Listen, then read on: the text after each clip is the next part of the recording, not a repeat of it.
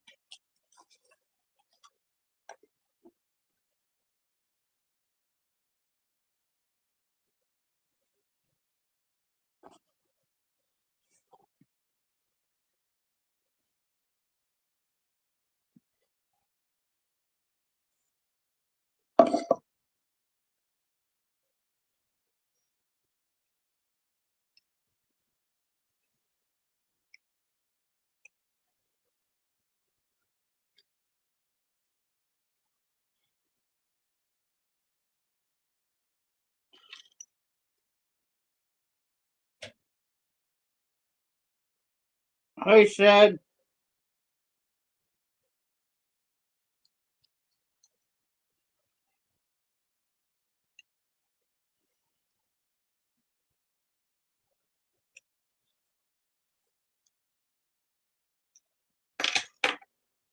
smoking a basket pipe. It's a billiard.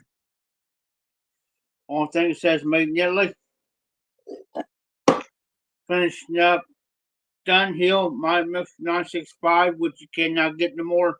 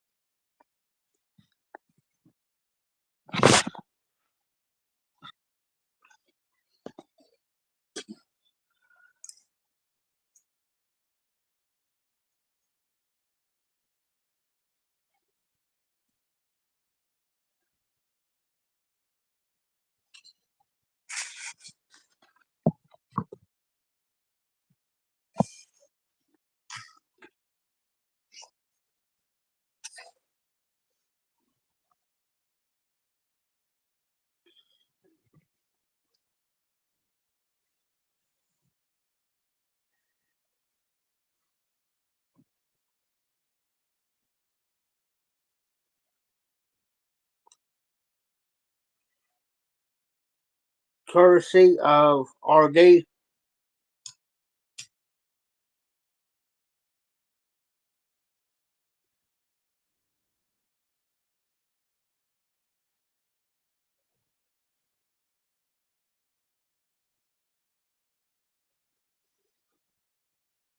you go.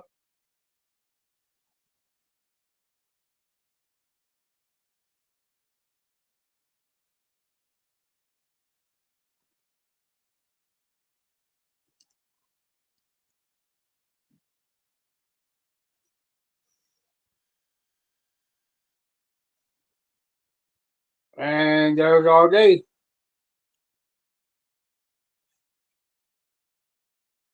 Ah,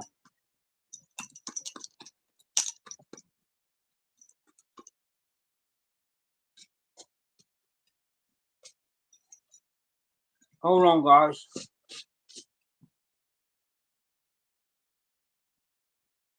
I got something.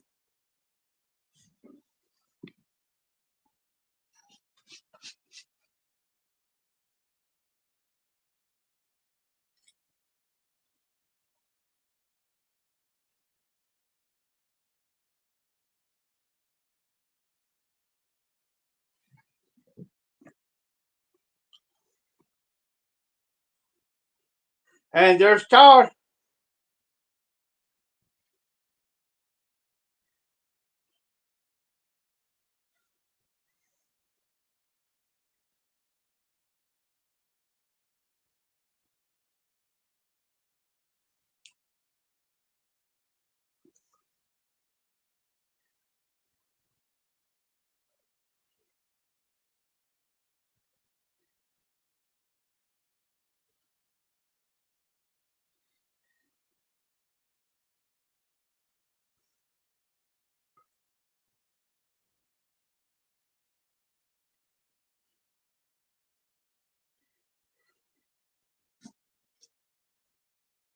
Oh, I'll tell you what I'm smoking here in a minute.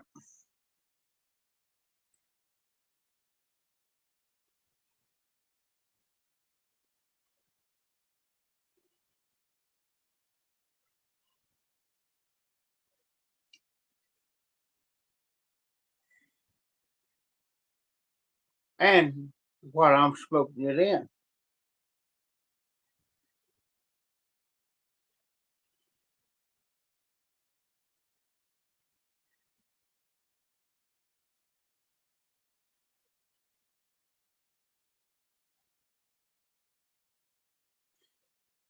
smoking this basket pipe made nearly sent to me by RD. You guys know me. I really don't show. It was not available. I'm smoking Dunhill tonight. Mine was 965. Been wanting some. I've been craving it.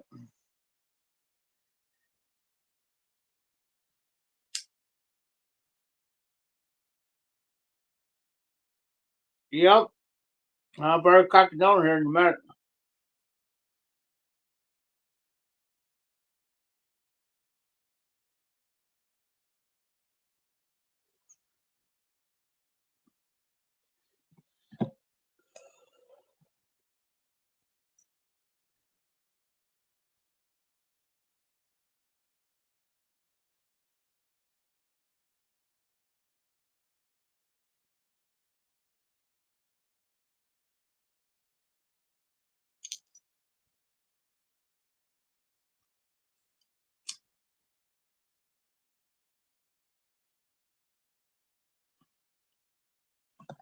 So what you all up to tonight?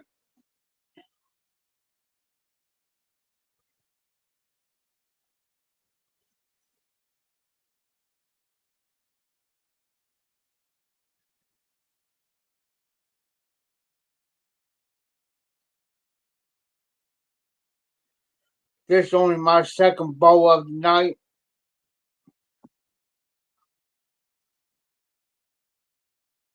So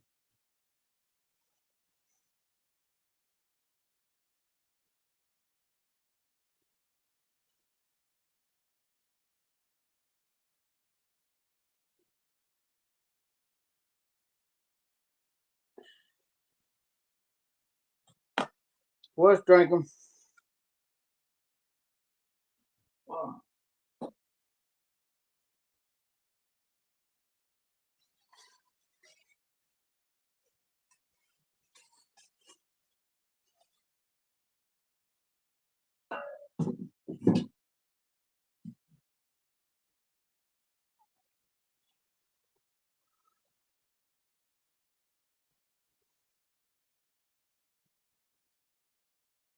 RD, where you at?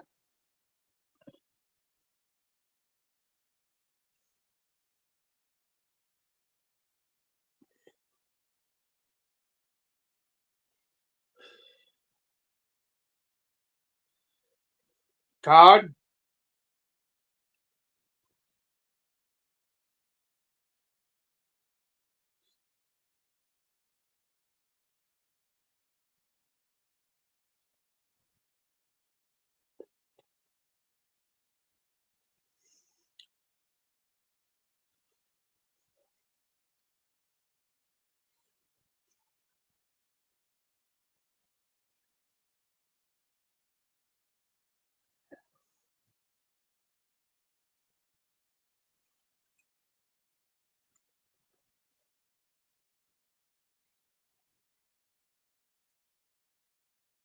Now, basically, what I'm doing is I'm just going through my open tins that I got, smoke them up,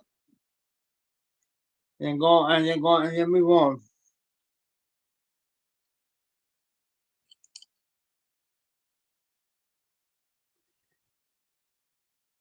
Ice House,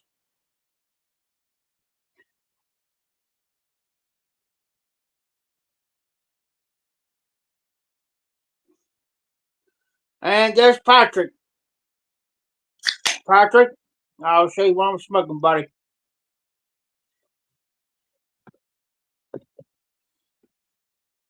This is a basket pipe made nearly sent to me by RD, and then I'm finishing up. Well, I had this for a while, and normally you guys know me. I don't really put stuff on it's not on production, but tonight I was craving them. Dunhill, my mixture, 965 tonight.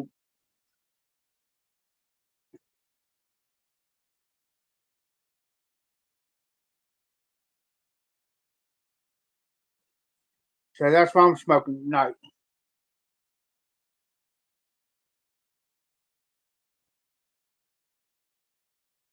So how you been, Patrick?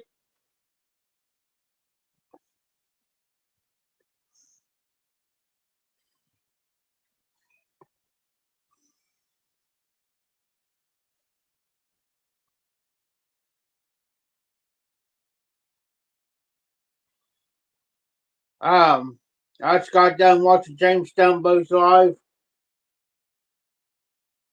Uh,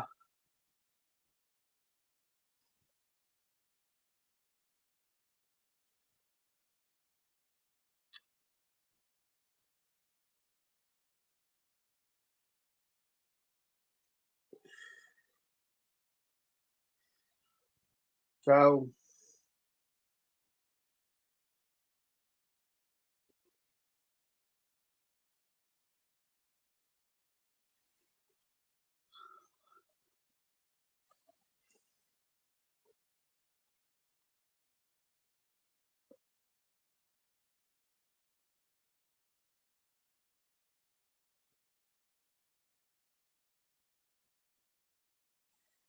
this Patrick does pretty good.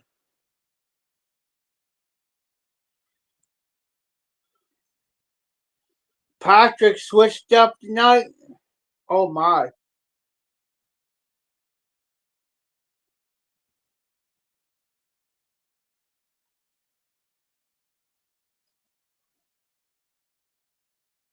No wonder we're hitting by 4 degrees tonight.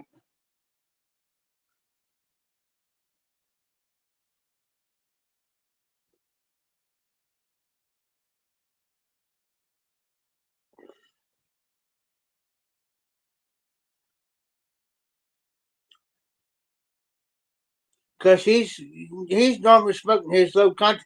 I got my Prissy Pop sitting up there. I smoked this here the other day with some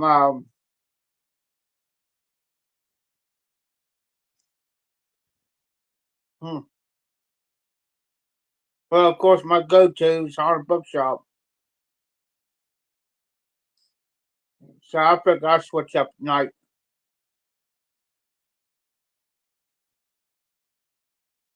I had a sweet tooth there the other day, so I smoked some either Maple Shadows or some Cold Blood Red Moon.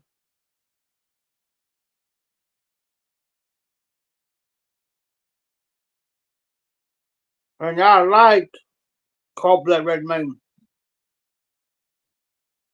It's probably about 15, I say 15, 16 degrees right now.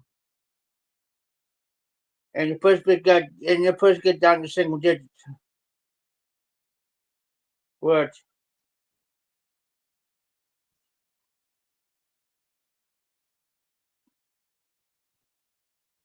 as long as I keep my door closed, I don't got much, I'm alright.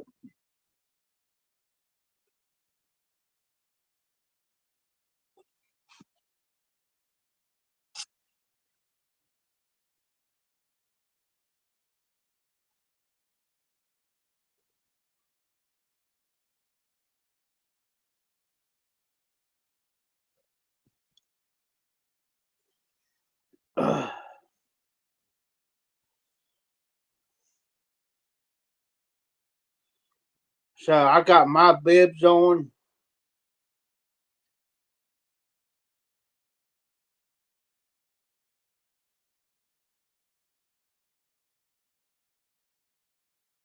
About a foot and a half of snow outside.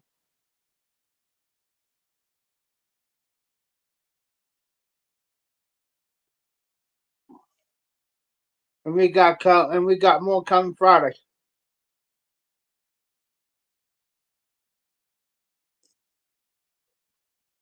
So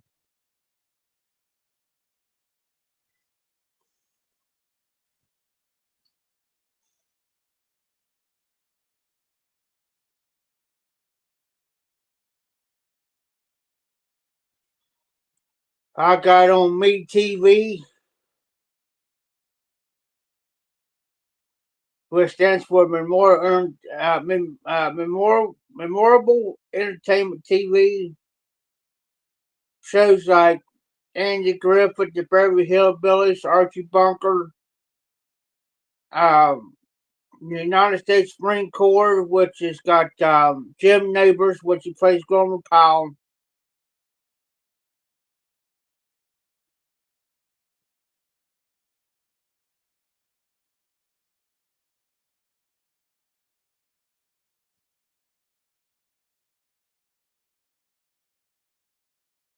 Um,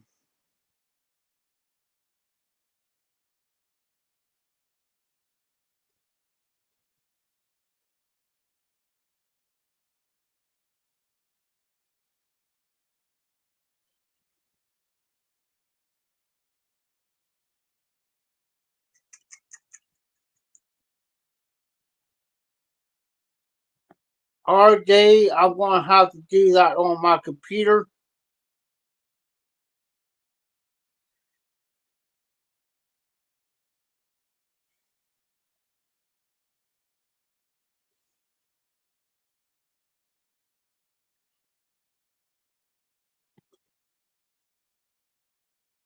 Um, don't lose me, RD.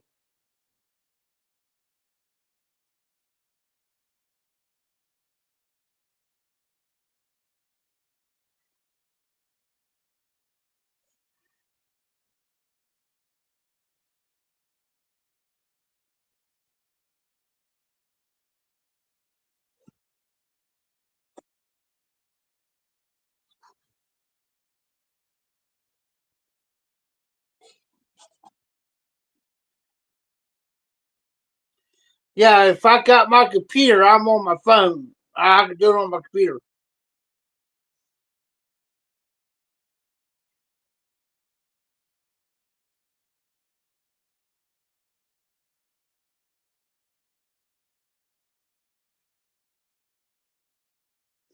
Um,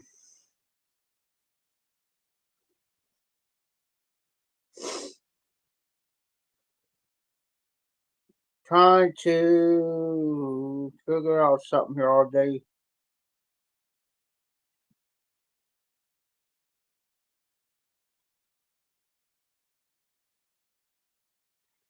No, I don't want to do that.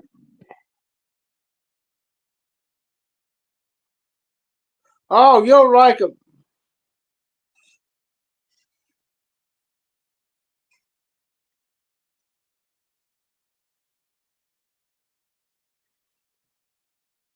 The only reason why I had to do that RD so I can get that thing off my screen.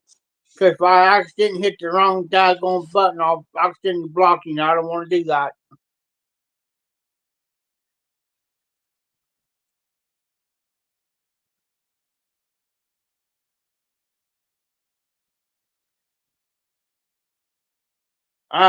I got the other thing on my phone too. Um, I can't think of it right off, but I could do it on my phone to the other one. Make you a moderator.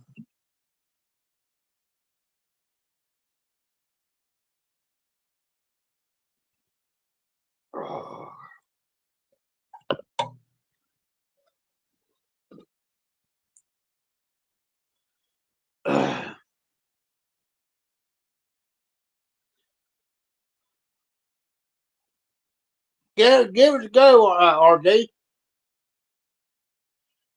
So, what's everybody been doing today? Everybody's been staying in, working, or what?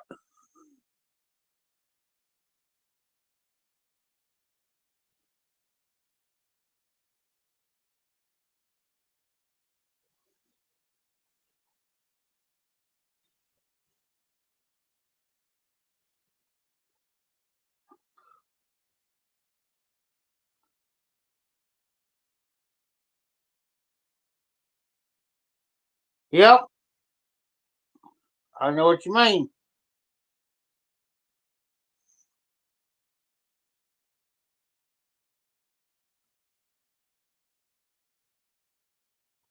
I might be doing some modification to my channel. Um,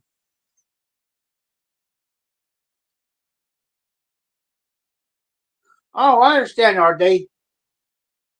Totally understand.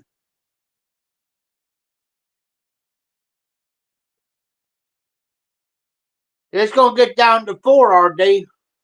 4. Welcome to a high.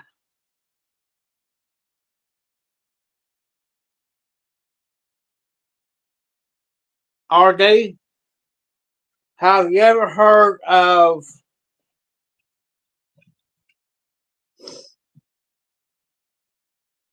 Ice House? It ain't bad. I just go get my regular King Cobras up here because they don't sell it. Upsets me.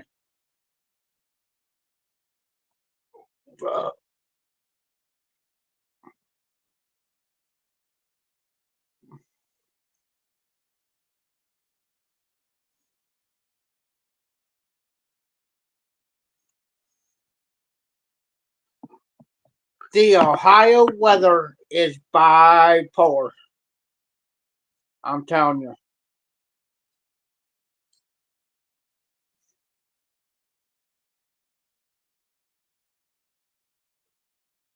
It's almost. It's alright. It's got 5.5% alcohol volume in it. But, it ain't bad for cheap beer. But, Ohio weather's like a train wreck about to happen. Don't know.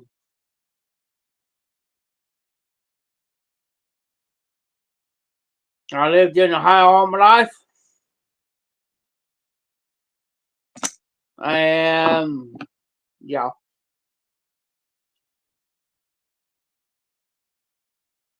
Okay, I'm going to have to do that.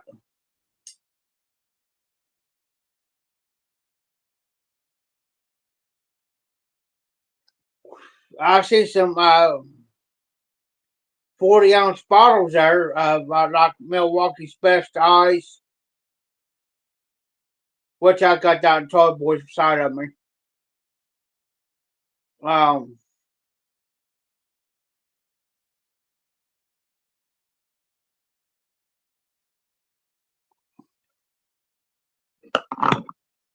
um,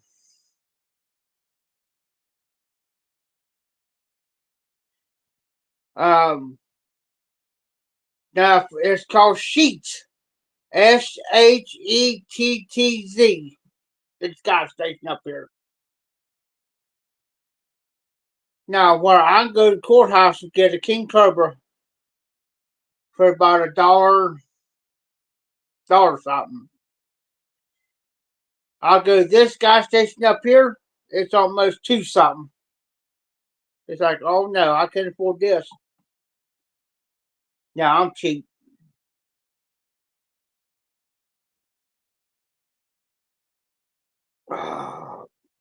Third 19 to Cam.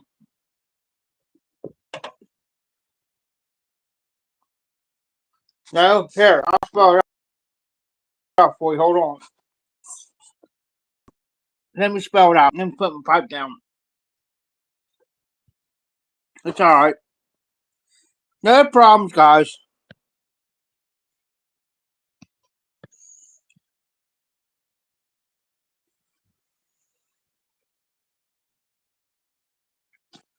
That's the name of it. They got a slew of bukus up around the house. Just talk about putting one in the courthouse, but I doubt because it's too big. It's like, how can I put it?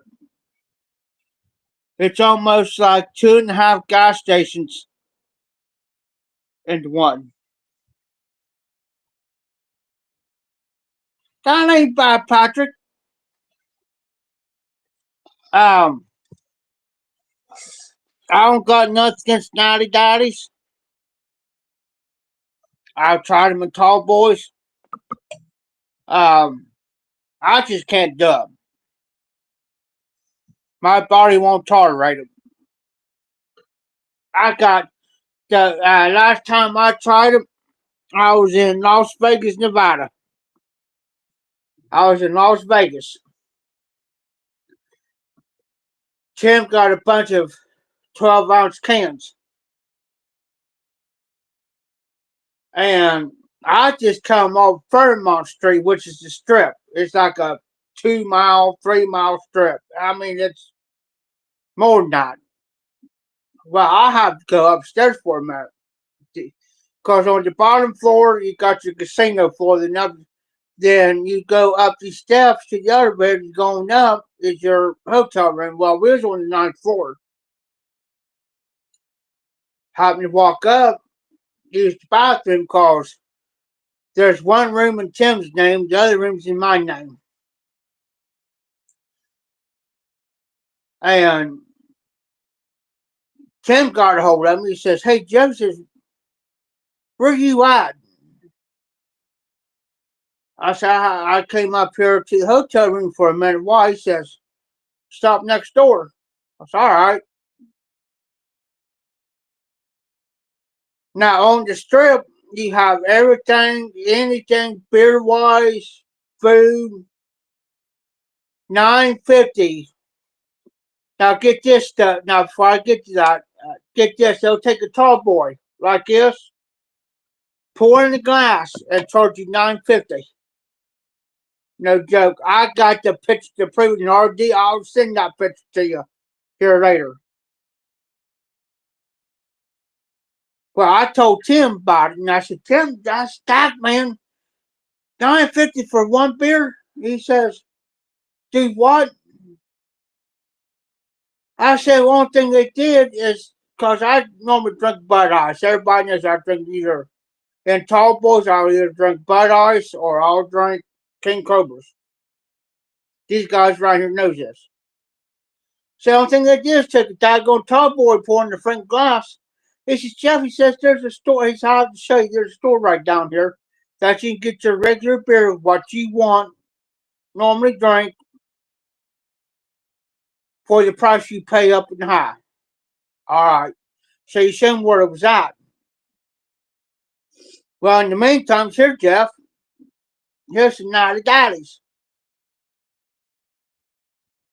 I was like, "Oh, man, that's all right." Well, these suckers were lukewarm. I mean, lukewarm. And Tim knows I very well will drink lukewarm beer. And that's just, I'm shooting necessary at the moment. My mouth's dry, my throat's dry. At the moment, I don't care. I need something wet. I don't care. Crack that baby open. Drunk about a half a can of it. I looked at him and I said, "Ew." I said, "Where in the blank you get this crap from?" Like that. "Oh, I saw to pick it up." I said, "You could take the rest of those beers there and you can show you know where." Well, I wound up getting sick. I mean, sicker than a dog. I'm in there puking my guts out. I want to go back on the doggone strip. Come back out, and Tim knows you're puking my guts out. He looked at me. He says, "Man," he says, he felt bad. He did. He really felt bad. He said, "Man, Steph, you all right?" "Yeah, I will be." I said, "Give me about 5 minutes. I'll be all right." But see, in Nevada, you walk the strip. As long as you, I don't care. You can have a. Here, hold on. Oh, as long as you got a clear cup, it doesn't have to be a song. As long as it's in the clear cup, you can walk up and down that strip on the outside drinking your beer. They don't like you taking bottles and cans out. Just as long as it's in the cup, as long as you're not acting stupid, dumb, nigger. That's the only thing that you don't do.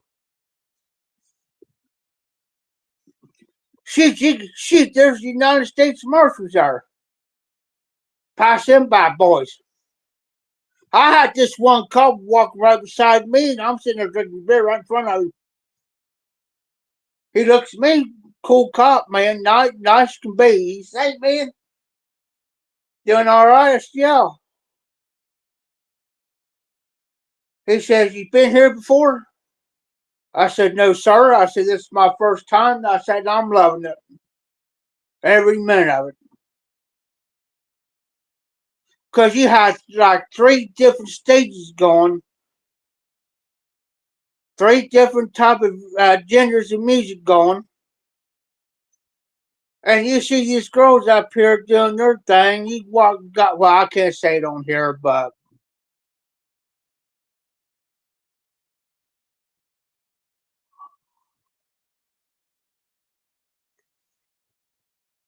only thing I could say is that they are wearing a thong, and that's it. You'd be sitting there drinking your beer and going, mm-hmm, mm-hmm, yep, mm-hmm. I got, but then I went down to that store. Tim showed me where it was at from the hotel room. Probably wasn't even less than a half a block.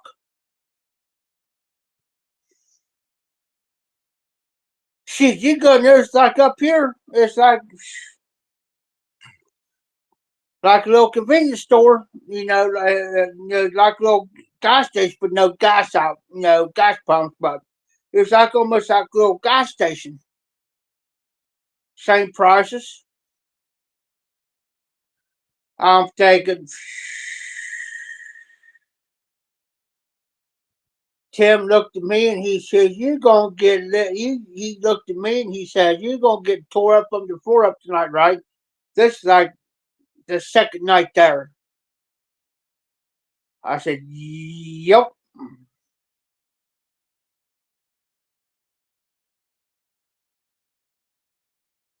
Now I got talking going to Vegas this year. We supposed to going in April,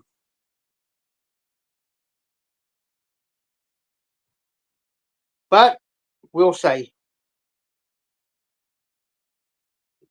But oh yeah, I had a blast in Vegas. If you never been to Las Vegas, let me tell you, you're in for a treat.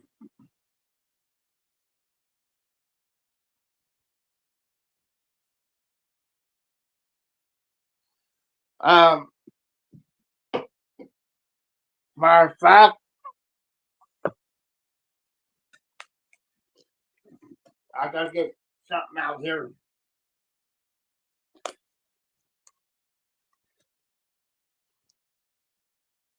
I think I've seen you guys this before. Not sure.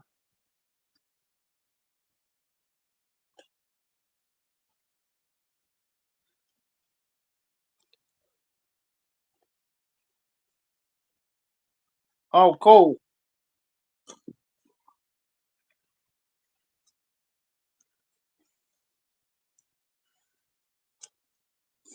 Like I said, there's a room in his name, a room in my name. And to prove my point, it was called the D.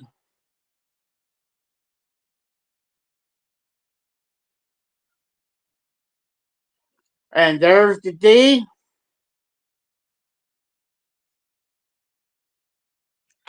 And right there says Las Vegas. There's the car that went to the hotel room.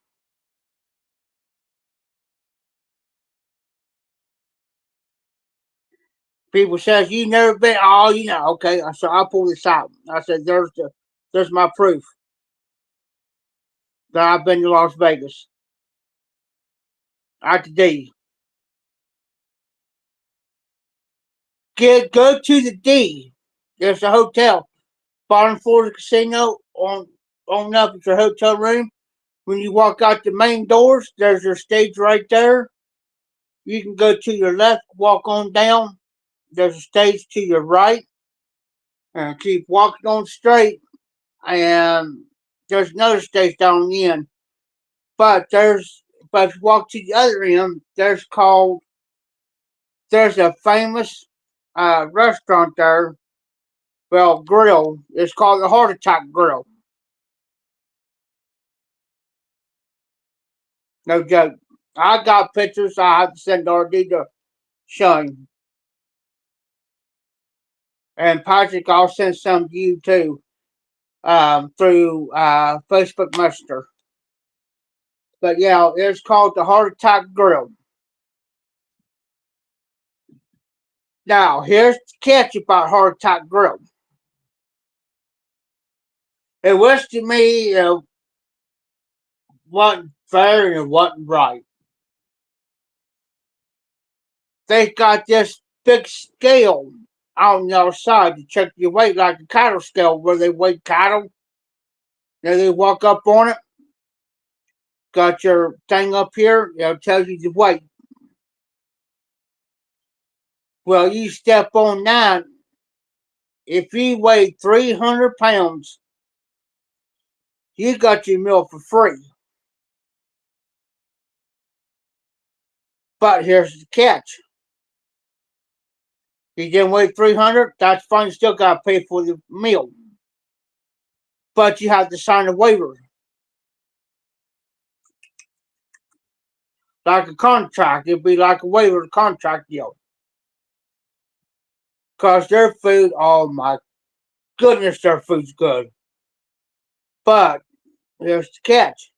If something happened to you, you drop over. I can't say it on here. But if you drop over, what that waiver is basically is you can't sue them.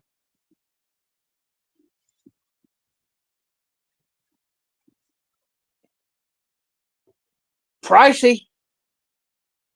Good food.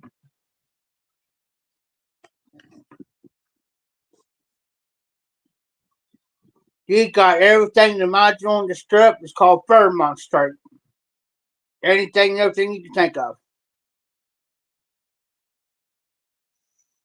The bands and stuff and what's going on starts about 6 o'clock in the evening.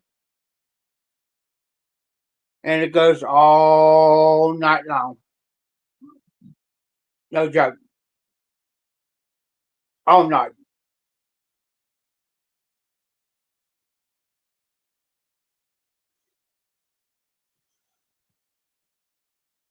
They'll probably, if you can find a cheap hotel, your flight and everything, our flight and hotel room, I don't have to pay, when I went there, I don't have to pay $250. That includes my flight, my room for the week, and my flight back. Rest time, I could do whatever.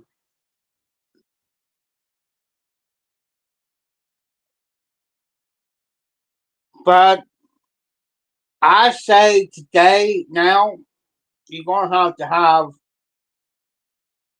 if you stay a week, you're going to have at least anywhere from 1,000 to 1,500 bucks, unless you go to like McDonald's or White Castles or Denny's or wherever.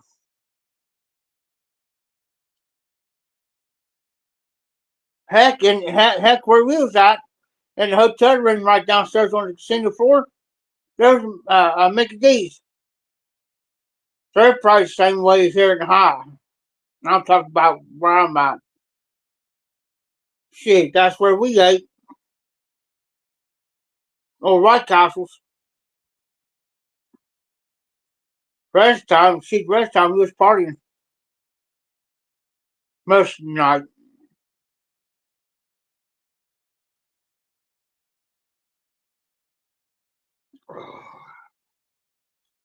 Tim and them couldn't handle it. They may stay up till about midnight 1. Me and the rest of us, hell, me and his oldest boy, Doug, heck, we was on the strip till about 3 or 4 o'clock in the morning. I won't forget the second to the last. I think the third or second last day to the before we all left. He got that night. He the night before. It was the third day. We had like 2 or 3 more days left. Well, anyways, I told Tim. I said, Tim. I said, man. I said, I like to enjoy myself. But I said he's following me around like a puppy dog. And I said, I don't want to be mean about it. You know, yada yada yada. Well, Tim looked at us and I said, I got this bright idea. I said, well, let's get him all screwed up.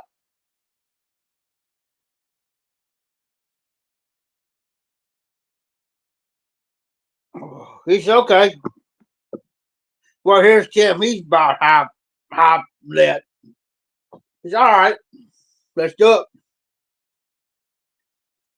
Well, Tim knows how much I can handle on my end, my part. So we got him so screwed up that I say by 11 o'clock. Now I say probably about 10 o'clock that night. He was upstairs. He was so.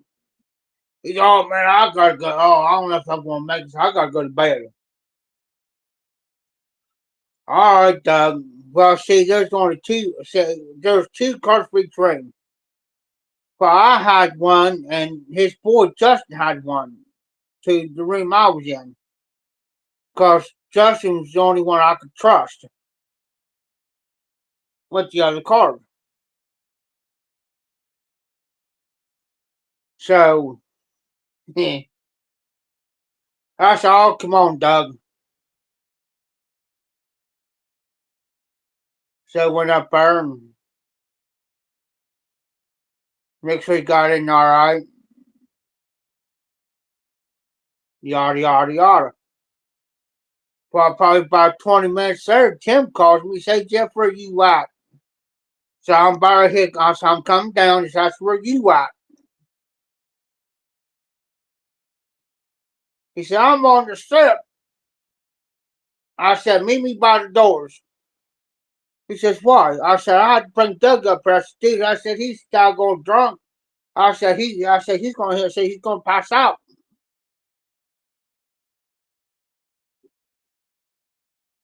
And I said, I didn't want to see him get freaking arrested for being passed out. It's all right. He says, meet me down there by the main stage down there. I said, all right.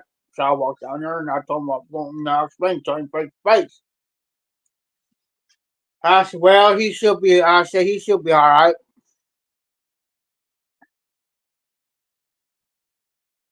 Well, we had this plan that I don't know, every half hour or so, we met at a certain spot.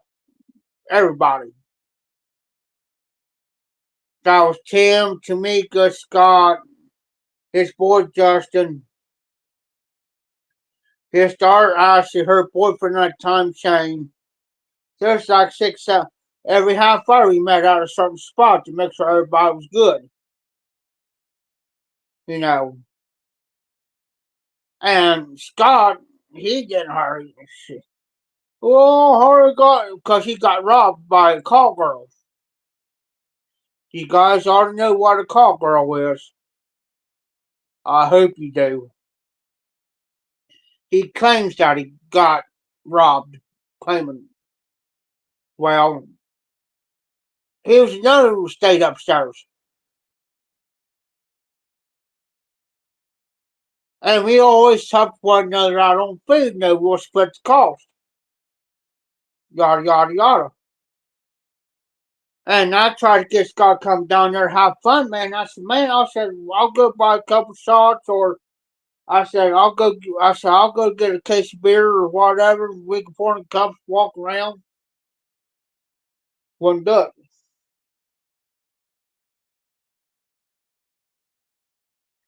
And I even told Tim, I said, Tim, I said, what's the point of coming if you ain't gonna come here and have fun? You know, I mean, I was on it. I mean, I was wired. I'll get down at about 4 or 5 o'clock in the morning, and I'll go up and get me about a couple hours, about 3 or 4 hours worth of sleep. Back down there I go.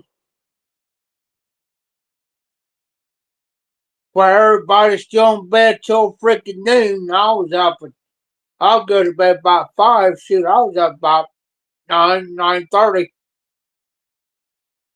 I always double check my wallet, but I always kept my wallet in my front pocket. Now I always double check, make sure I have my car, so if I need to get back in the hotel room, I can get back in.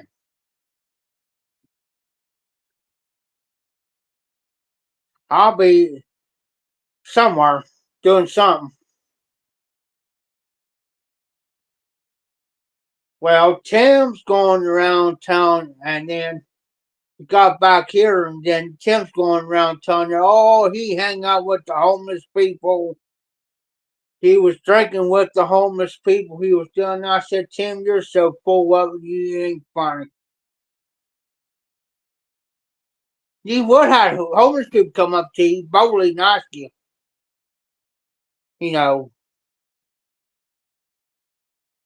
I always had a 30 pack.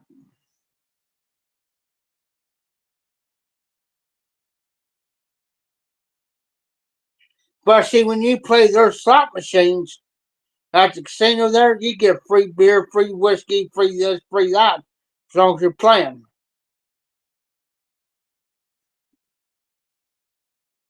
They save your beer. But I told, and then the things got said about Scott, and I wound up getting blamed for it, and Scott got mad at me, and then when he found out the truth from 2 or 3 different people that I didn't say it, he apologized to me. I said, well, I said, yeah, like I told him, I said, Scott, if you would have come to me, I would have told you where it came from. And he said it. And then told, he said to him.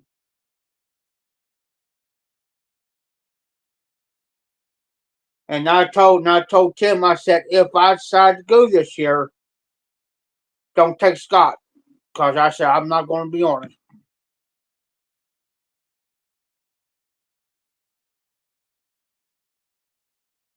I said, I ain't going to go through the same thing like I did 2 years ago with him. And I said, you told. And I said, everybody was pointing fingers at you. And the party that he told, he didn't even admit that Tim and Tim's one that said it, not me. Not sad.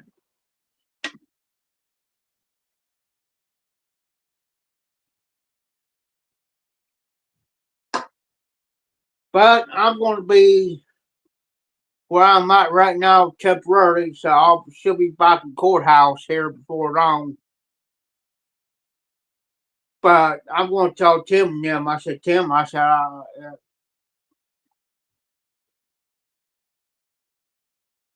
Tim, I need my money.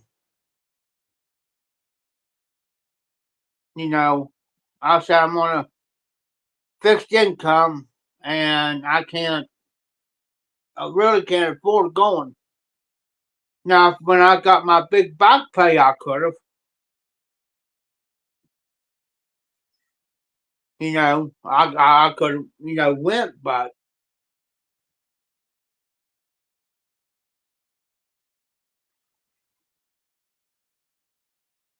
But other than that,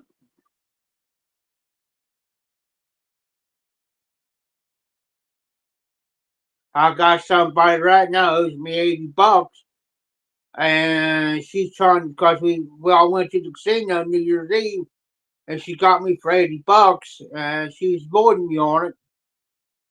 I'll get my money one way or the other.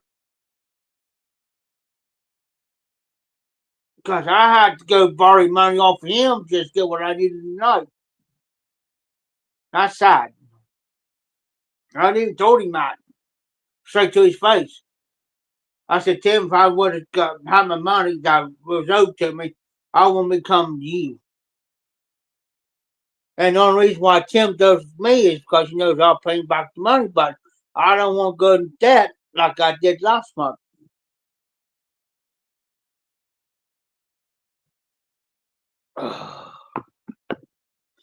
Guys, give me a few minutes. I'll be right back. I'm going to use the bathroom.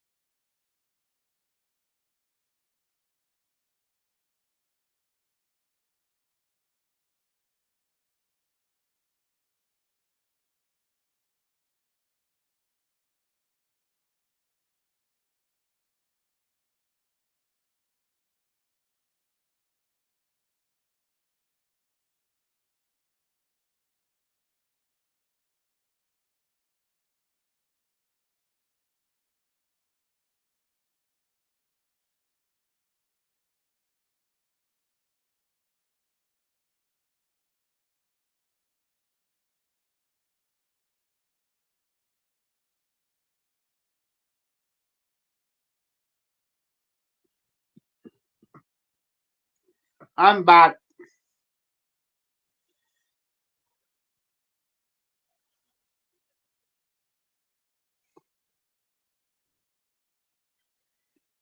Don't get me wrong, Tim's all right, but he could be a little saucer when he wants to be one. Depends on who he deals with.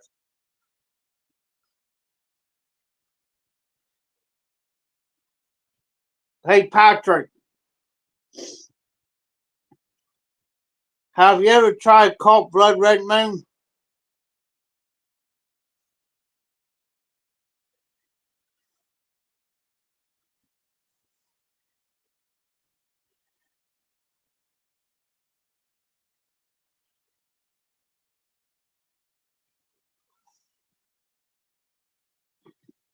Oh, somebody messaged me on who it was. Oh, it's a buddy of mine. I really don't want to talk to him.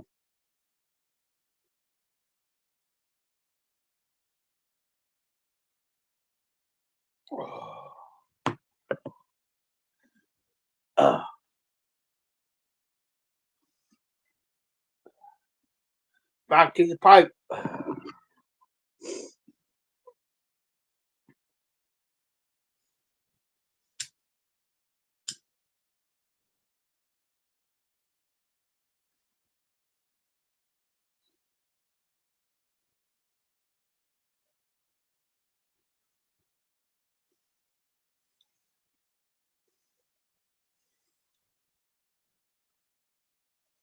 This is a standard billiard. I love this pipe.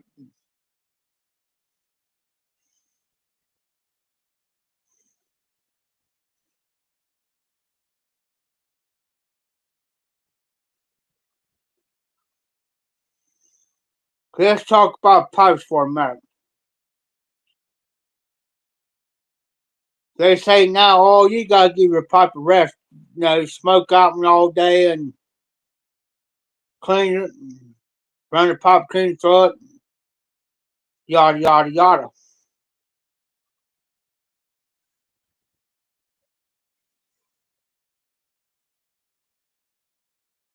Then I say, well,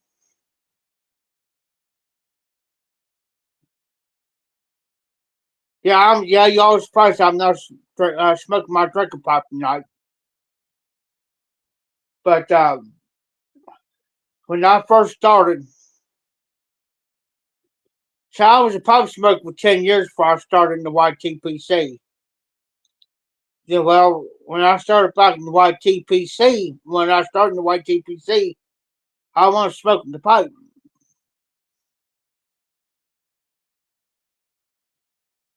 Well, I got this Dodge Graybo print shape. I forget what it was. Well, at the time, that's the only pipe I had. Well, anywho, all right. Oh, by the way, speaking of RD, let me grab something.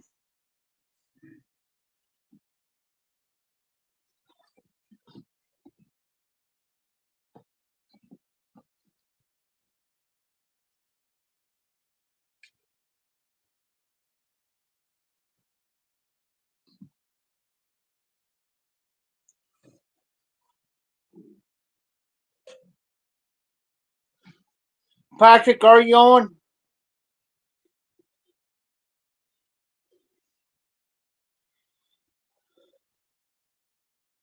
Look at this little dude with the beard, with the little pipe, and the temper. Just seen RD. And yes, I'm proud to use that old bad boy.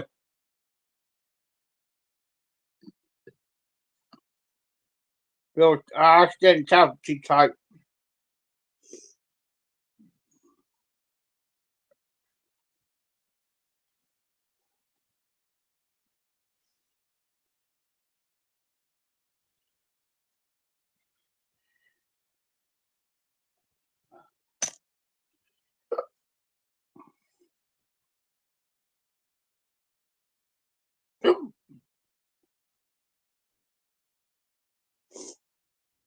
Little smoking dude.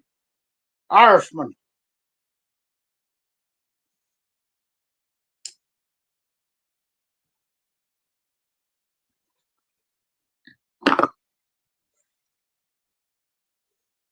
But anywho, I smoke that pipe every day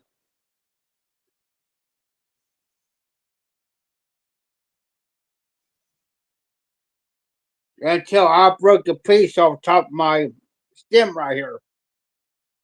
I didn't care.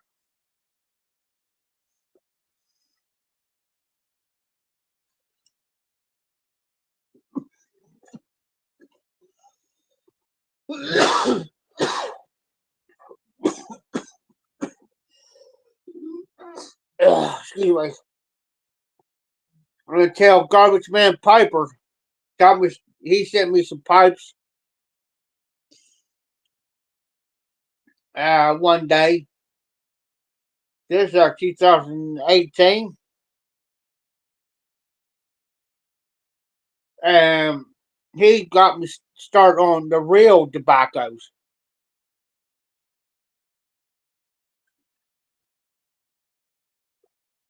So, oh, nice. Hey, RD.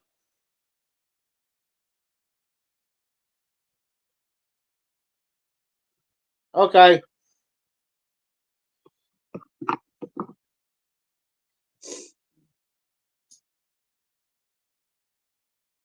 I think RD scared the fire up all the meeting up.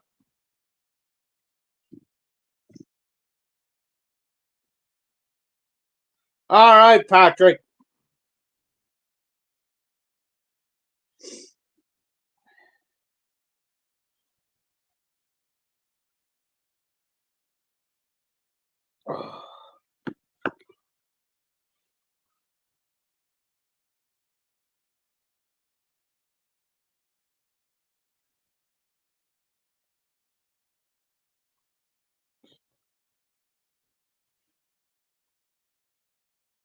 Oh, wow.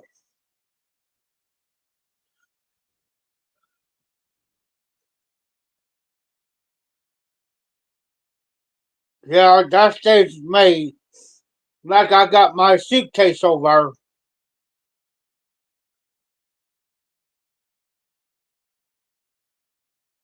Oh, okay. I understand, RD.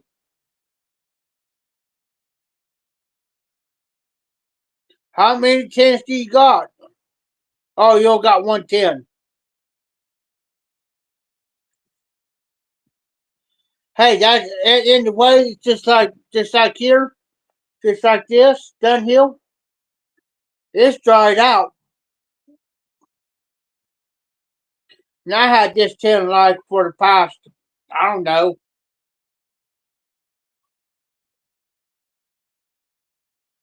5, 6 months.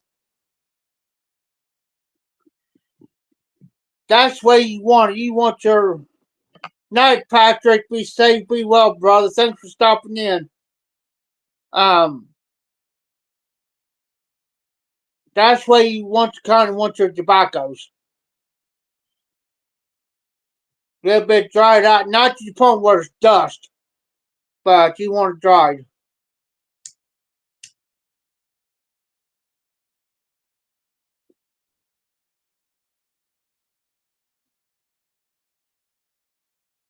That's where you want it all day.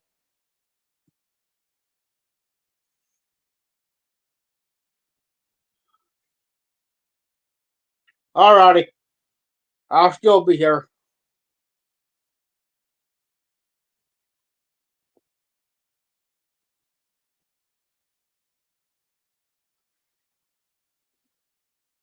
Now I'm just working in breaking this pipe in.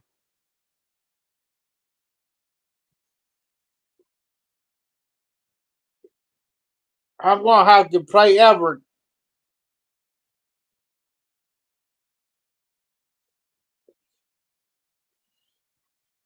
Smoke 9 bowls out of it a day for about a week.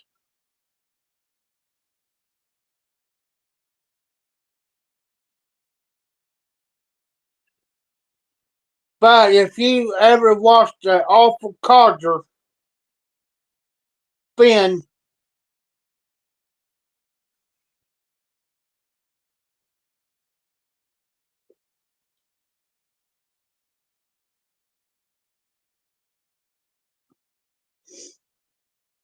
he'll tell you a pipe.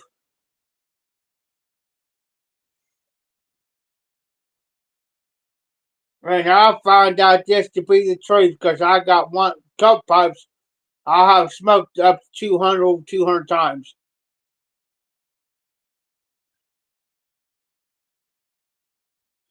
That if a well good broken in pipe, he got to smoke at least 200 times more.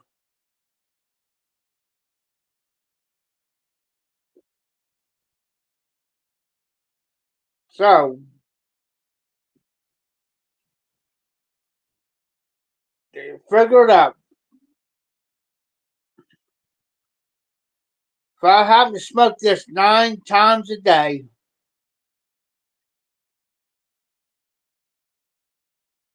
for 7 days,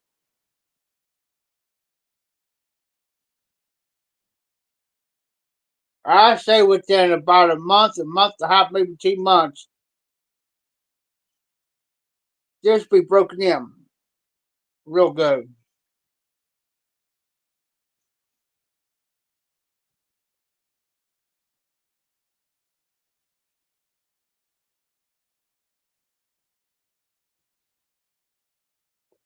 We're talking lure pipes.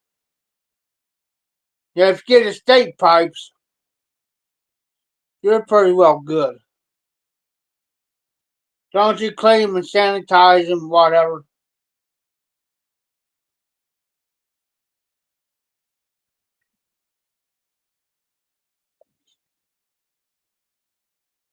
But yeah, it does make this what you smoke in them. I've watched this Match 660 video, and I forget which video it was, but he's talking about pot cake,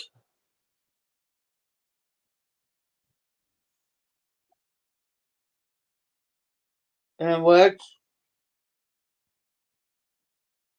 you go by the thickness of a dime. Some people go thickness of a nickel. Everybody's got their own preferences on whatever. But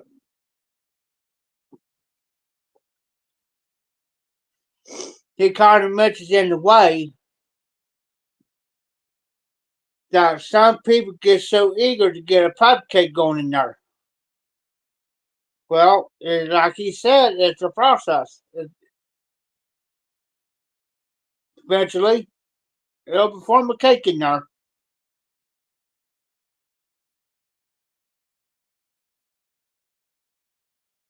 depending how much you smoke that pipe.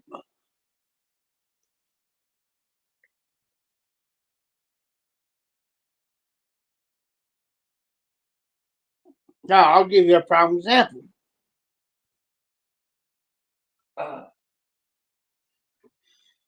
Just like this pipe from RD.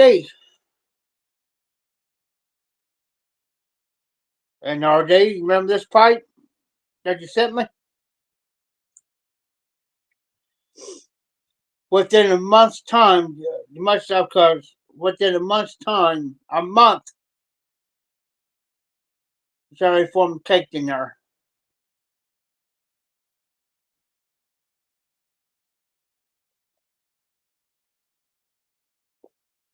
In this pipe. Now, I can set this pipe down because I can feel right now it's already starting to form cake in that. Because that pipe's done. Now, this one,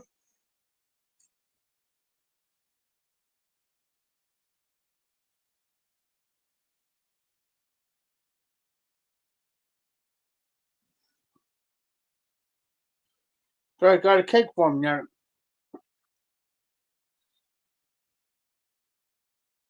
I gotta get me some softy bits. And which next month I'm gonna have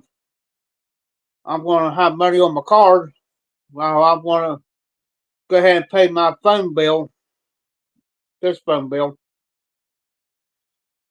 and then I'm gonna go in somewhere and order me a bunch of softy bits.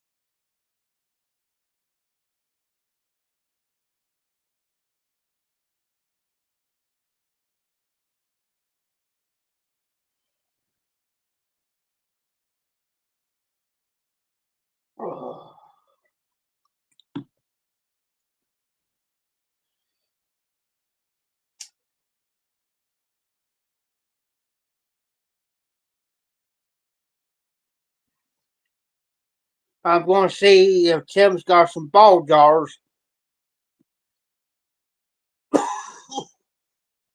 Because what I like to do is take like all the cold blood red moon and put it in one jar.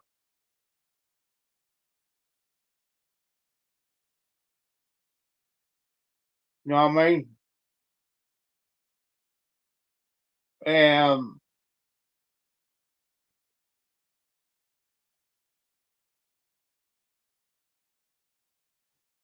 mark it.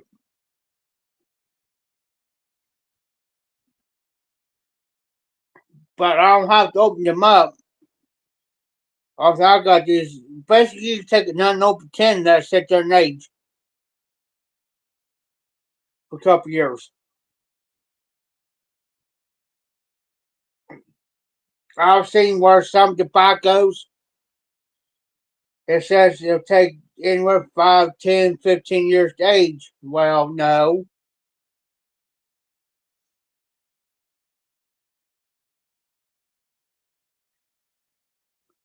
Don't want to do that. Now, I got jars of tobacco, 8-ounce jars. It's good every once in a while to open them up and let them breathe.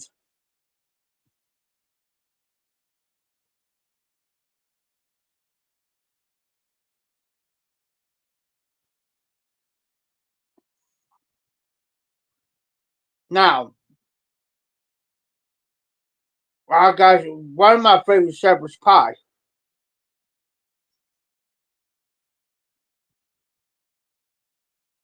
which, you know,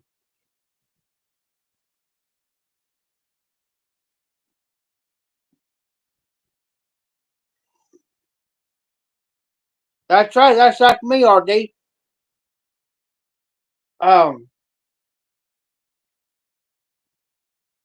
Now, what I do is I'll take a pipe like you gave me here with me,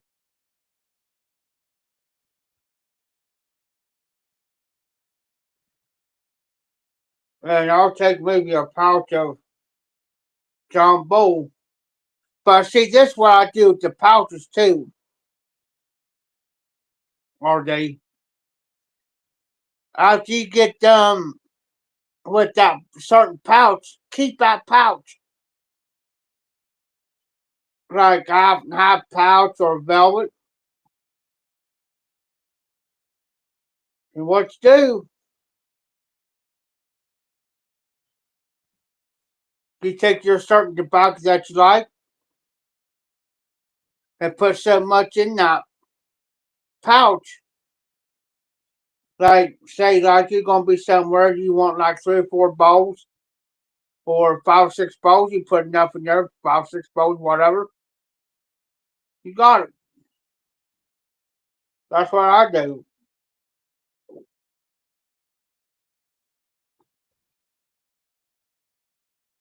I save them.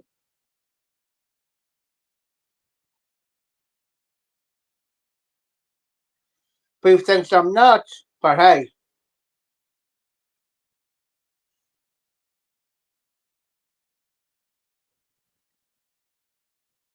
if it doesn't work, I'll tell you what I do. And I've done a video on this. I'll take a regular skull cam, wash it out real good, clean it up real good, let it dry. Right, wipe it out, everything. Let it dry out, let it air out for a couple hours, whatever.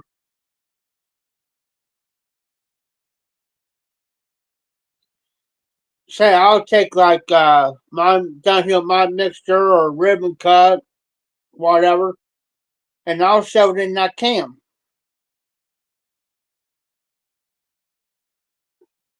And there's my tobacco. I forget how many views I got on that, and a lot of people think, well, I never gave up thought.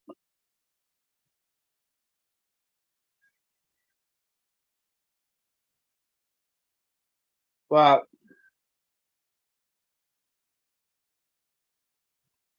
yeah, a few years tops, yeah, that's fine.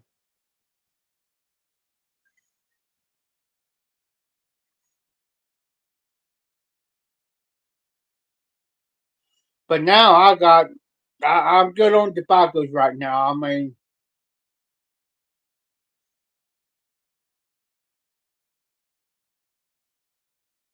those tobaccos you sent me of, I'll get the name of it. I don't even have cracked the nose yet. There's ones in the box, like you gave me. I don't want to crack them open until I get through that one jar.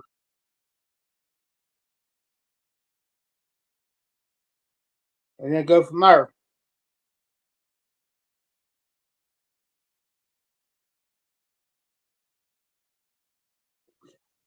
Tim knows I'm trying to find my own place. So once I get my place established, I don't care if it's an apartment or that's it, Balkan Blend. That's it. I love that stuff. I don't care. I'll probably get a low income apartment somewhere.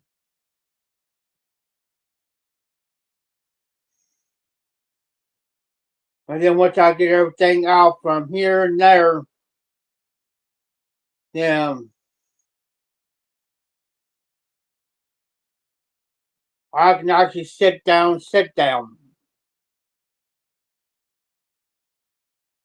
Yeah, that's it. Just the Balkan flight. And that's where I can sit down,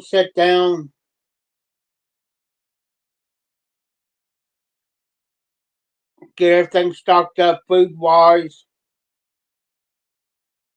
beer wise, pop wise, and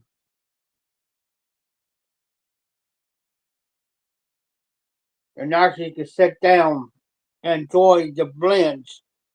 Because I really have been trying to enjoy the blends here lately.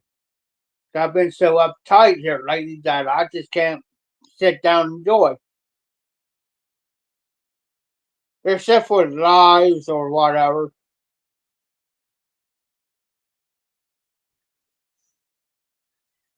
I need to find me a couple more pipe racks. I had over 30 something pipes, now I'm down to probably, I don't know.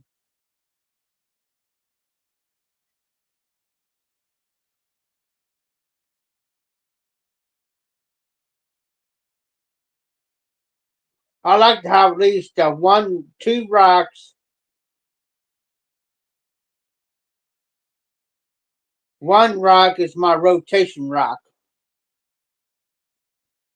It's like for pipes I regularly smoke. Then my other rack, I just put those other pipes up there, you know.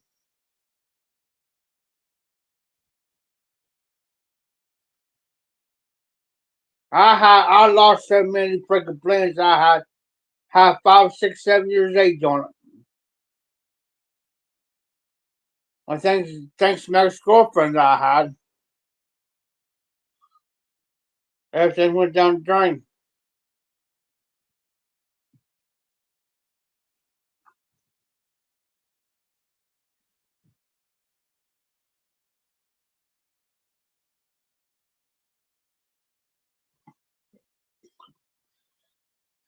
So now that's why I keep everything in my suitcase. All my pipes. I got a couple pipes out that I gotta put in there, but and my the rest of my blends I got. But right now they're alright. But if I know like a day or two ahead of time I'm leaving here going somewhere and leaving back wherever, I got my suitcase.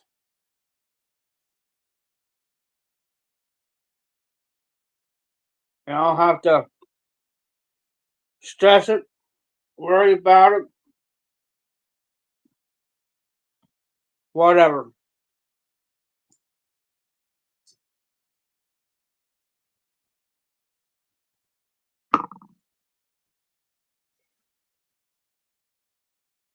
Because I understand having a busy life, working, doing stuff.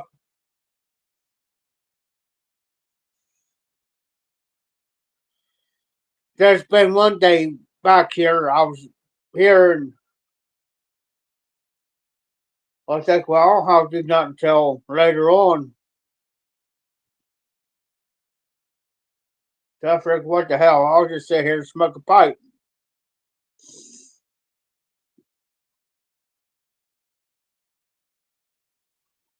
And just watch TV, relax. What more so I got on what I was wanting to watch. Very far that pole up, Tim calls me and say, "Hey, I need you to go with me here, here, here, here, here, here, here, here." Well, guess what?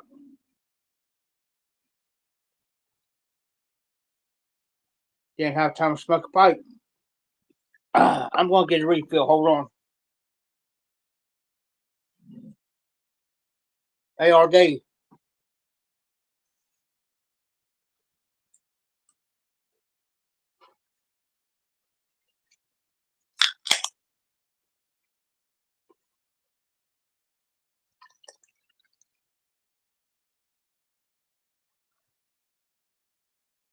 But, you know, I mean, it's life. I mean, I'm retired. You know what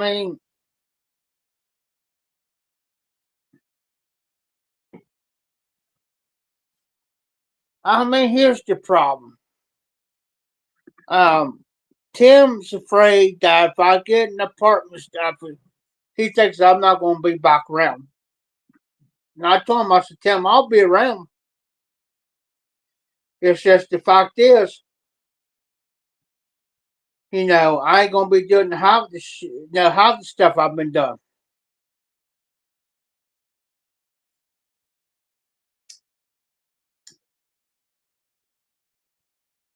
You know, yeah, I got an agreement with, yes, sir. Um, Mowing the yard or stuff or whatever. I'm there in town. I can just go to the auction house and get my mowing stuff and do it.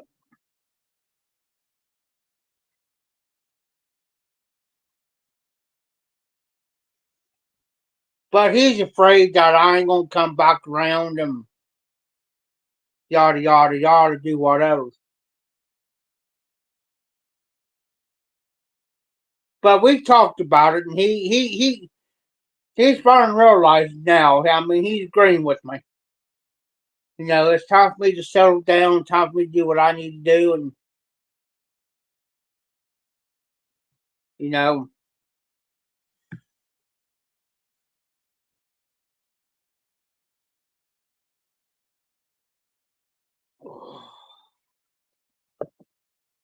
you know. I mean, everybody has a life. I'm gonna take my hat off because normally, if I'm sitting here, I got my hat off and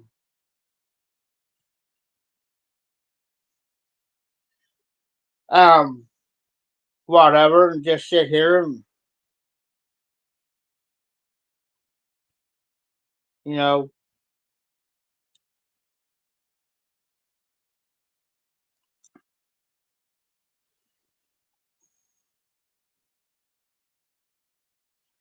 I understand, RD. Just hang in there, man. I tell you what.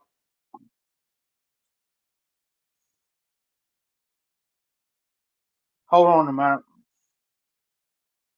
Clean my pipe out.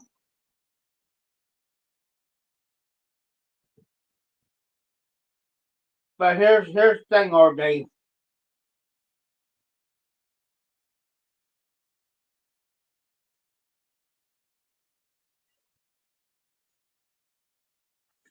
That's what I learned. I've worked about all my life. I've worked restaurants. I've worked factories. I've did this and did that. Well,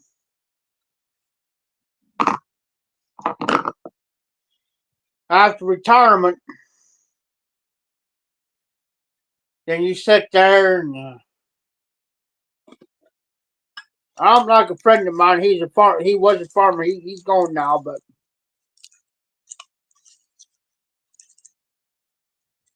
he was one of those type. You got to keep doing something, whatever. I don't care if you just get out and maybe cut the yard or tinker around on something. That's me.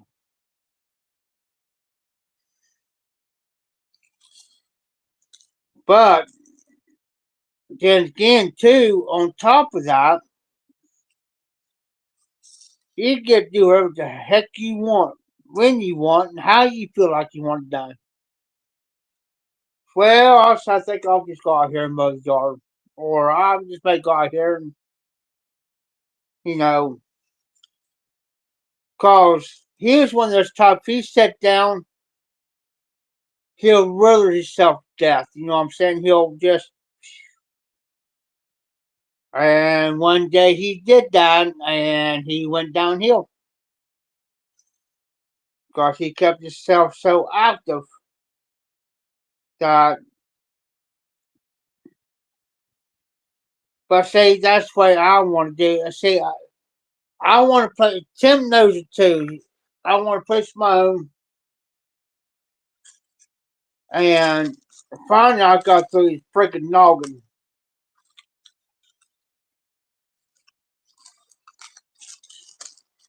But he also knows too, I'm about the only guy that he can actually trust with the key to do this, that, and the other.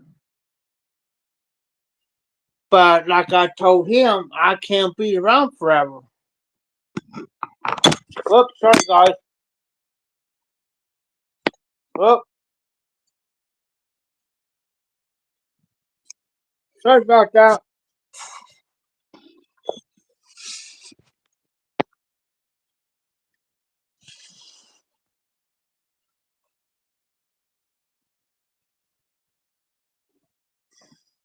And see, that's the thing. Like I told him, I said, I got my own life to live. I got people right now, I'm up here on his, I really can't say where I'm at. But I got people in courthouse messaging me, man, where you at? Need your help. So I've been telling him, man, and now he's realizing, he's like, oh crap, I made a mistake.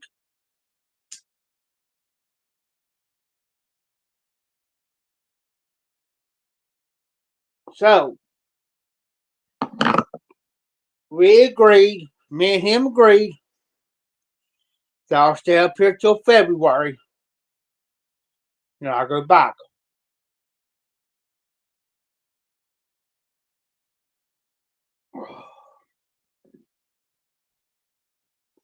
But under certain conditions.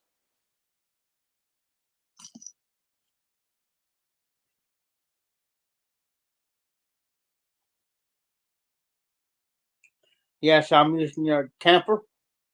But I'll shut his butt.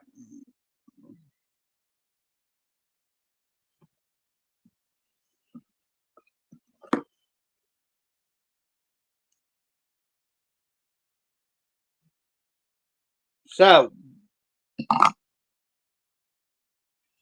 when I go back, I'm looking. Now, as far as my modern stuff goes and the rest of my stuff goes, I got somewhere to store that.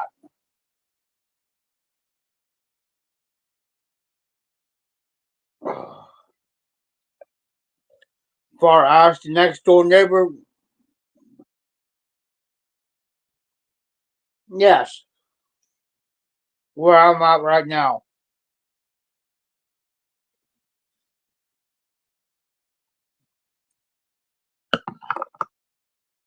There's some things happening. I'll tell you in regular text what happened, RD. Well, I will not say it on here. But I'm all right. You know, I'll make it. I'm like my daddy, tough as nails. But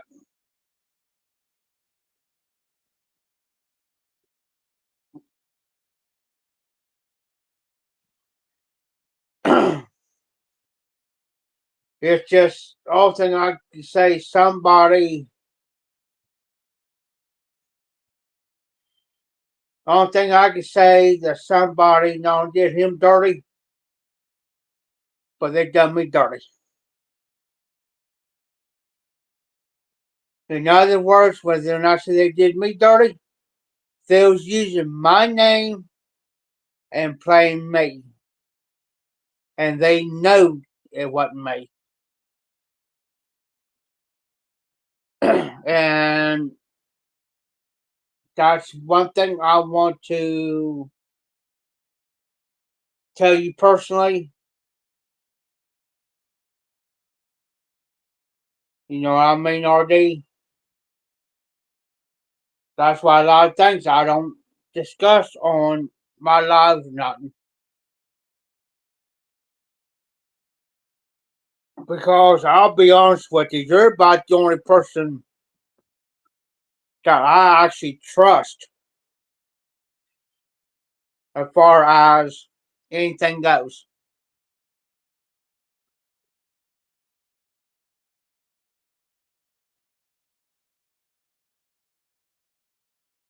Oh, I was watching this thing up on YouTube.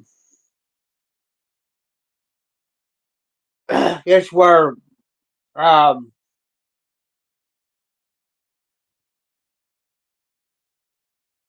I was watching. I've been on this kick here lately. I don't know why,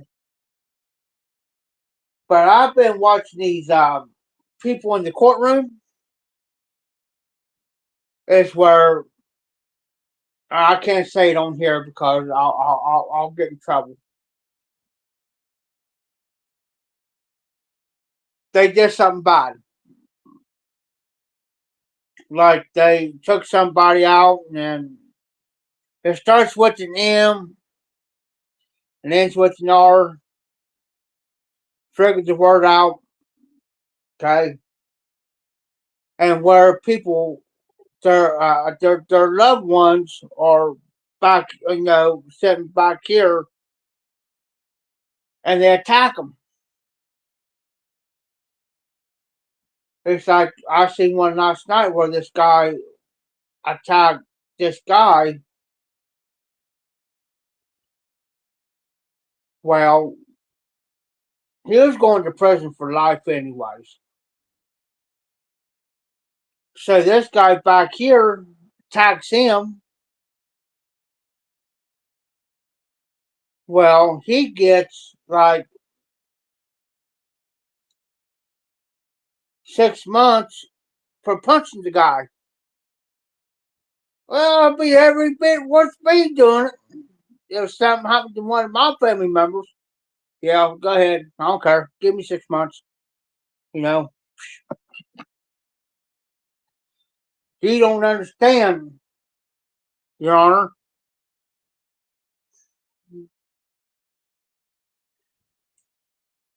Yeah.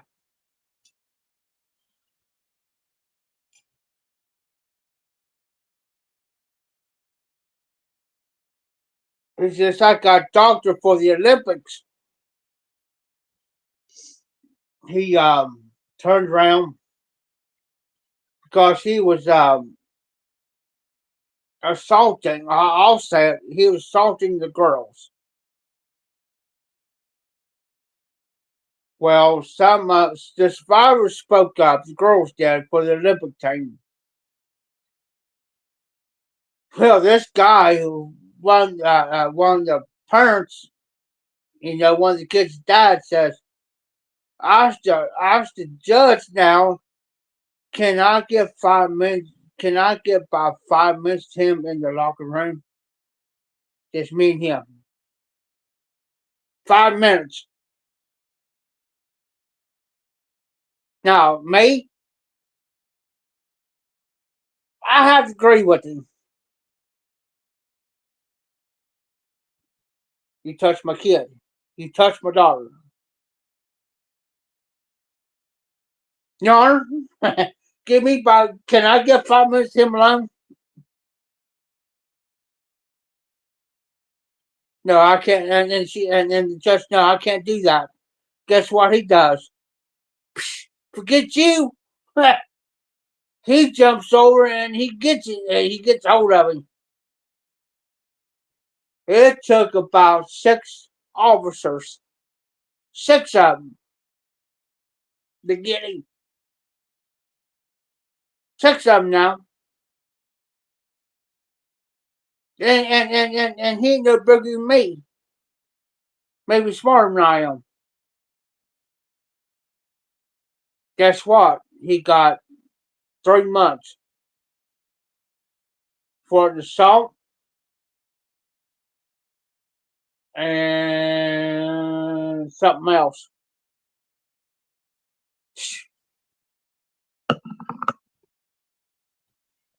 Yeah, you heard one of my kids.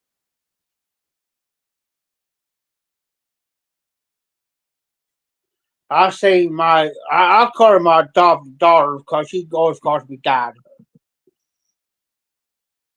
I told her old man,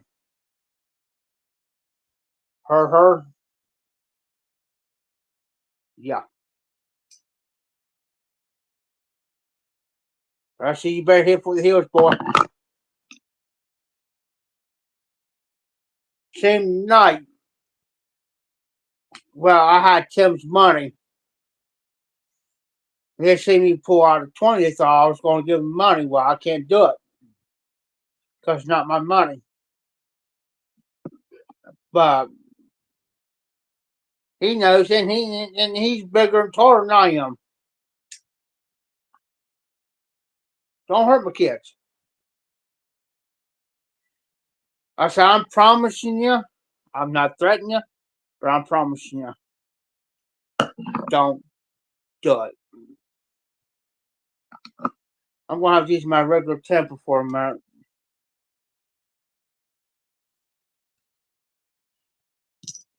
Don't do it.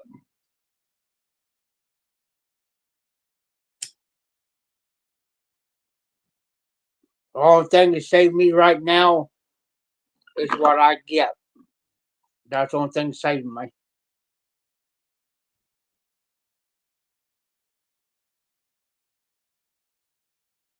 If it wasn't for that, oh yeah, it would have been on.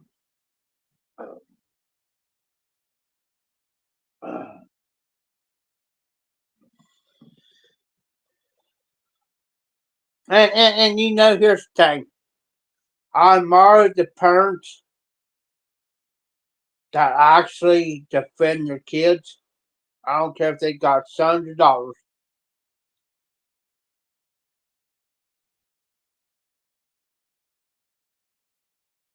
Now, if my son come to me and tell me something,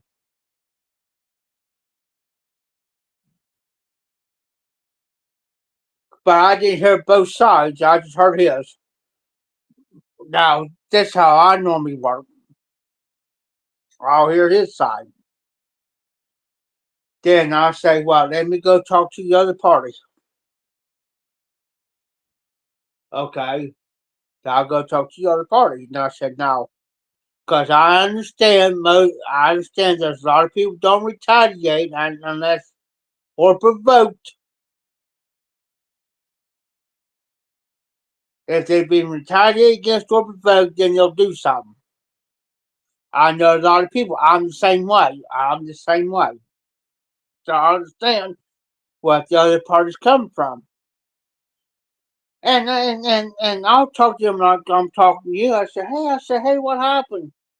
I heard my son was doing, that you're doing this, this, this. But see, what my son would not know, I know that party. Get where I'm coming from? And they said, well, he did this and this and this and this and this and this. Oh, really?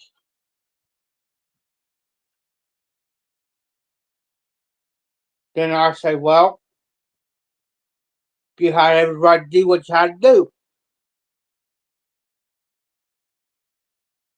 Plain and simple. You know what I mean? If he did that to you, you had every right to do what you had to do. Then I'll come back to him. I said, well, this is what I found out. And I'll say, you had every right. He had him or her had every right to do what they had to do. Well, that's not fair. Well, it is. And then I'll say, well, what you don't know is I know that party. I know how they work. I know their process. They are the most nicest, sweetest people that you ever want to meet. Unless you retaliate or vote against them, and then they're going to turn the tables on you. So therefore, you had a right to get your butt kicked. You see what I'm saying? Now, if somebody come up to my son and did something to him, and I know for a fact he did do something, yeah, I'm going to do something. Then I'll step in.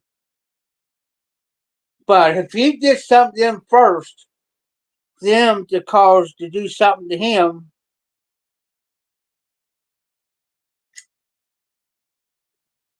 there's where you got to get both sides of the story before you make a judgment on doing something. You see what I'm saying? That's how I operate. I'll give you a prime example. There's a guy comes to the auction house. I ain't gonna mention their names. I ain't gonna mention. Sorry, I ain't gonna mention the other party's name. Got a daughter.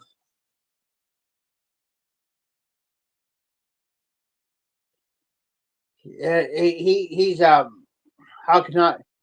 RD, help me out. It starts with the P and ends with a T. He's no man. Well, she's scared to death of him. She hates when he comes around.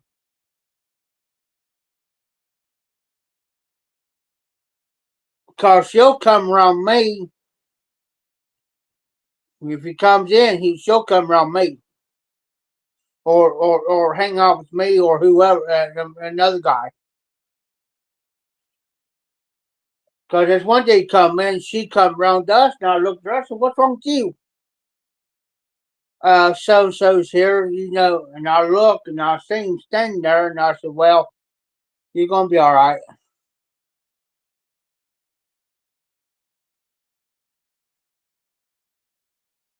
And I'm listening, and I'm drinking the beer, and Tim knows, I'm waiting. Tim knows I'm waiting for him to just say the wrong word to her. Yeah.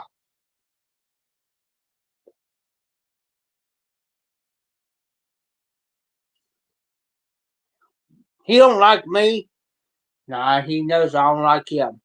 But I tolerate him because of Tim. Because it's his place, it's his property, and he knows it. Because he said something one night, I said, I will freaking kill him. I said, I'll blank him. Scott and Scott and over there just allowed because they knew how bad I wanted just, how bad.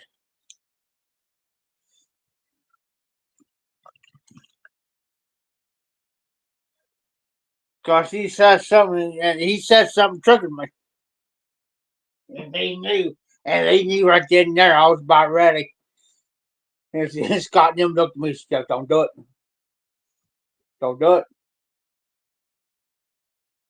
They took everything I had. But they said, don't do it. And I looked at, after certain party left, I looked at Tim and I said, how dare you let him come in and say something like that? And you sitting there not say nothing. How dare you? How dare you? Because if I was my kid, trust me, he won't be around here no more.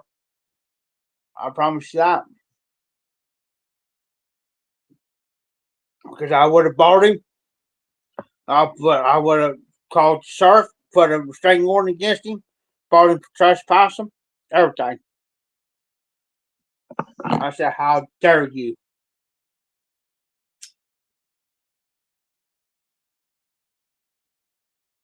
I said, that's your right. Well, I really can't. I said, no, that's your right. You don't have to have him here. I said, you don't have to have him here. But I told Tim, I said, next time, I said, I'm promising he says anything to her.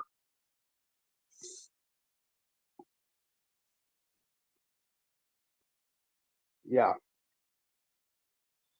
I'm just putting it politely. Because Tim knows. Because Tim knows I get some. He knows I got a short temper anyways. Anyway.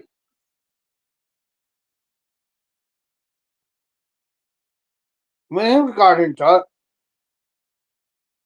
he told me one night, he said, you better shut the blank up. And I said, I said, if you're going to shut me up, come over here and do it. But he knows not to touch me. Because he knows what can happen. I will own him and everything he's got. Oh, yeah. He knows I can own you.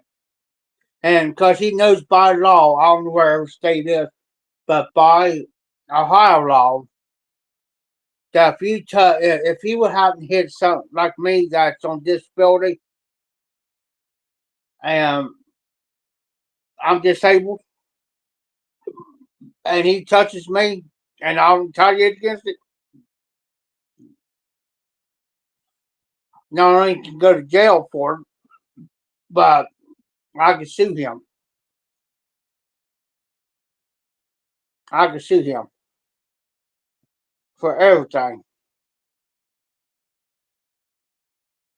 I can own everything he's got, including up here where I'm at.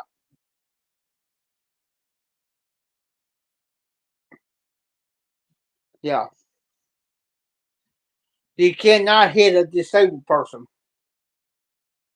here in the house. But like I said, every state's different.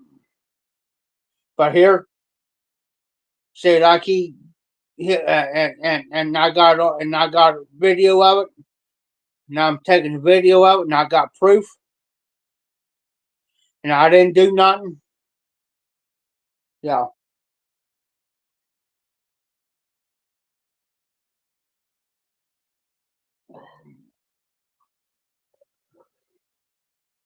Yes. Yes. So I can get him. So say like he hits me, and I didn't, and I got everything recorded on my phone, and I got proof of everything, and I didn't do, and I didn't retaliate, touch him or nothing. And I'll call and have him arrested for it and press charges. Yeah,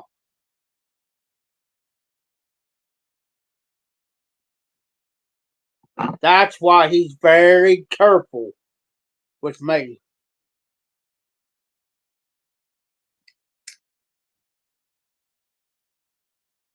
I can earn everything he's got,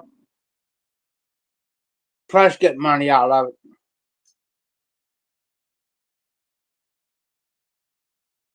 That's why that night me and him got into it. And when he told me that, I was waiting. And he knows. I was waiting.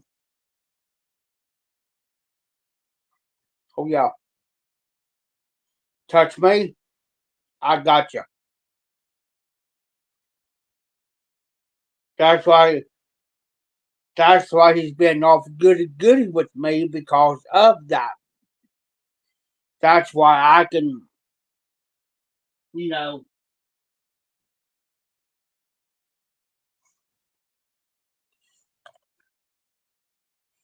But right now, all thing I can say is right now he's been watched. He's been watched. That's why I'm where I'm at now. Because he's been watched.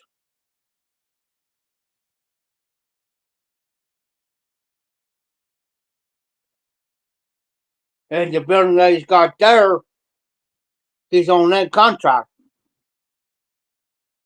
He don't want to lose that right now because he's got so much.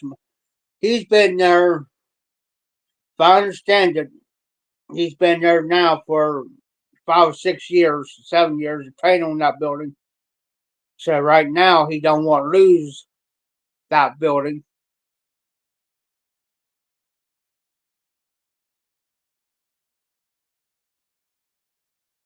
And he knows I'm not going to lie. So when I go back and I'm doing stuff, they come up talk to me. He knows I'm not going to lie. I won't lie. I don't care who you are. I'm not going to lie. Because not only if I lie, not only he's going to be in trouble, but I'm going to be in trouble.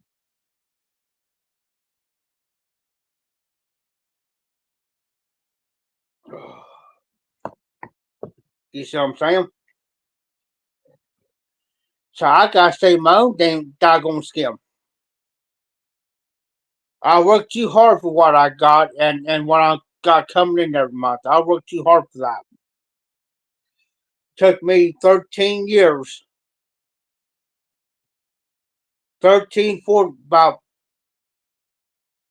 15, 16 years to get where I'm at. And now we got going, if I want to lie. Yes, sir.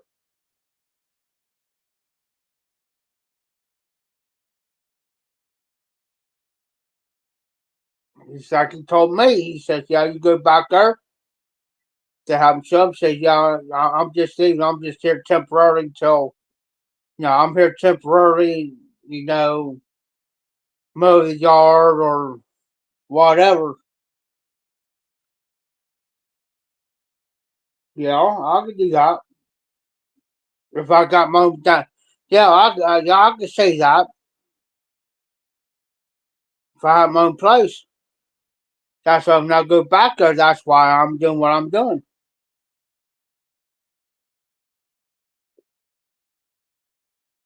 And once I get the place,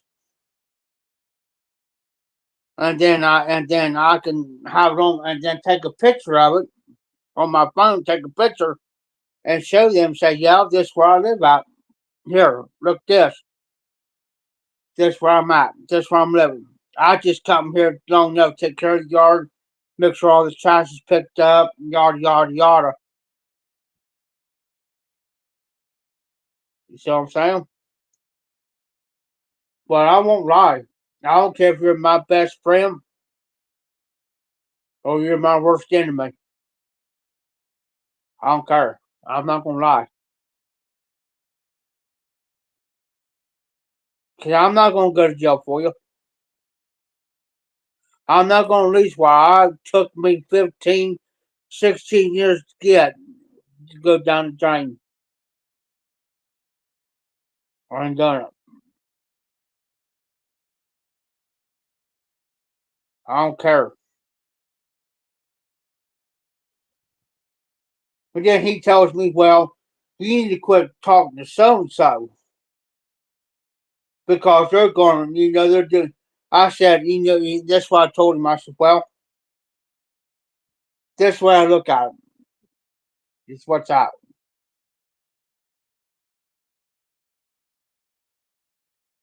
Yeah, I'm just telling you how I feel.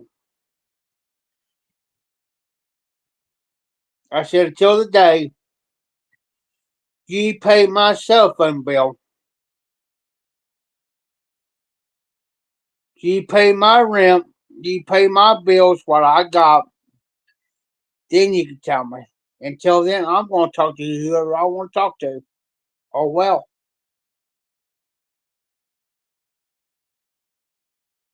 And then he had enough nerve here probably about 5, 6 months ago. I can't say that. See, this is January. I say back in August or so, maybe July or August, somewhere in there. But anyways, there's something happened in which I got accused from him from it, which it wasn't me, because I had proof where I was at the time when it happened. I have witnesses of where I was at. Well, he had enough nerve to say, well, if you're still talking to this so and so person and they come around and get you, then I have to kick you out. No, you don't. By law, by law, I pay you rent. By law, if they meet me down at the bowling alley,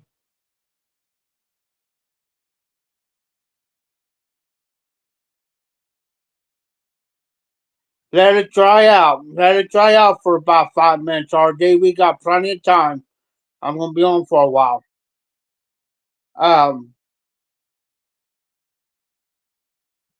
Now, I said if they meet me down at the bowling alley, now meet me down at the bowling alley, and we take off, do whatever, and they're not on the property, there's nothing to do about it. There's nothing to do about it. You can't kick me out here because they meet me somewhere else. There you go. Maple. What I get is on that blend, I get pancake syrup. Maple pancake syrup that's going in pancakes. Now, now, now, RD, you're smelling that, right? Now go get your maple shadows. Get your maple shadows and smell your maple shadows and smell that again. You're gonna get the same thing. You're gonna get the syrupy maple. It's like the pancake syrup. I promise you,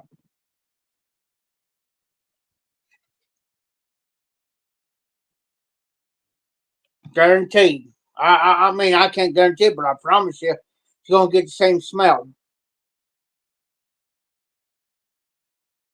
Open up your maple shadows up and open up your art meeting up. Just let it sit there for about 30 seconds. Smell, and you're gonna get the same smell. But to me, Maple Shadows is more. Maple Shadows got more of the smell to it. To me, it does.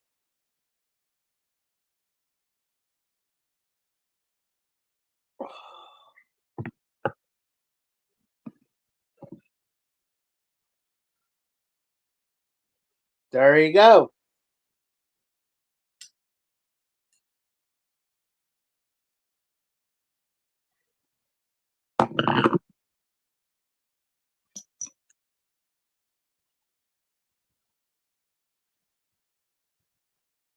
I think audit meetings on the milder side compared to Maple Shadows.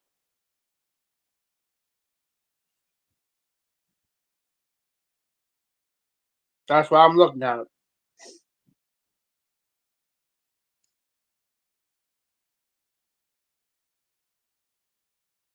Since you opened that up, I'm gonna go get the Maple Shadows here in a minute. I'm gonna load the freaking bowl.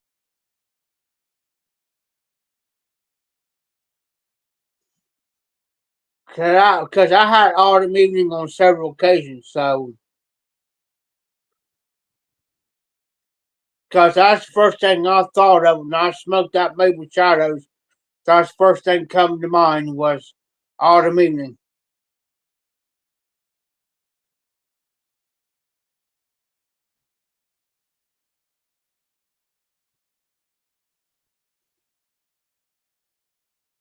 Yep.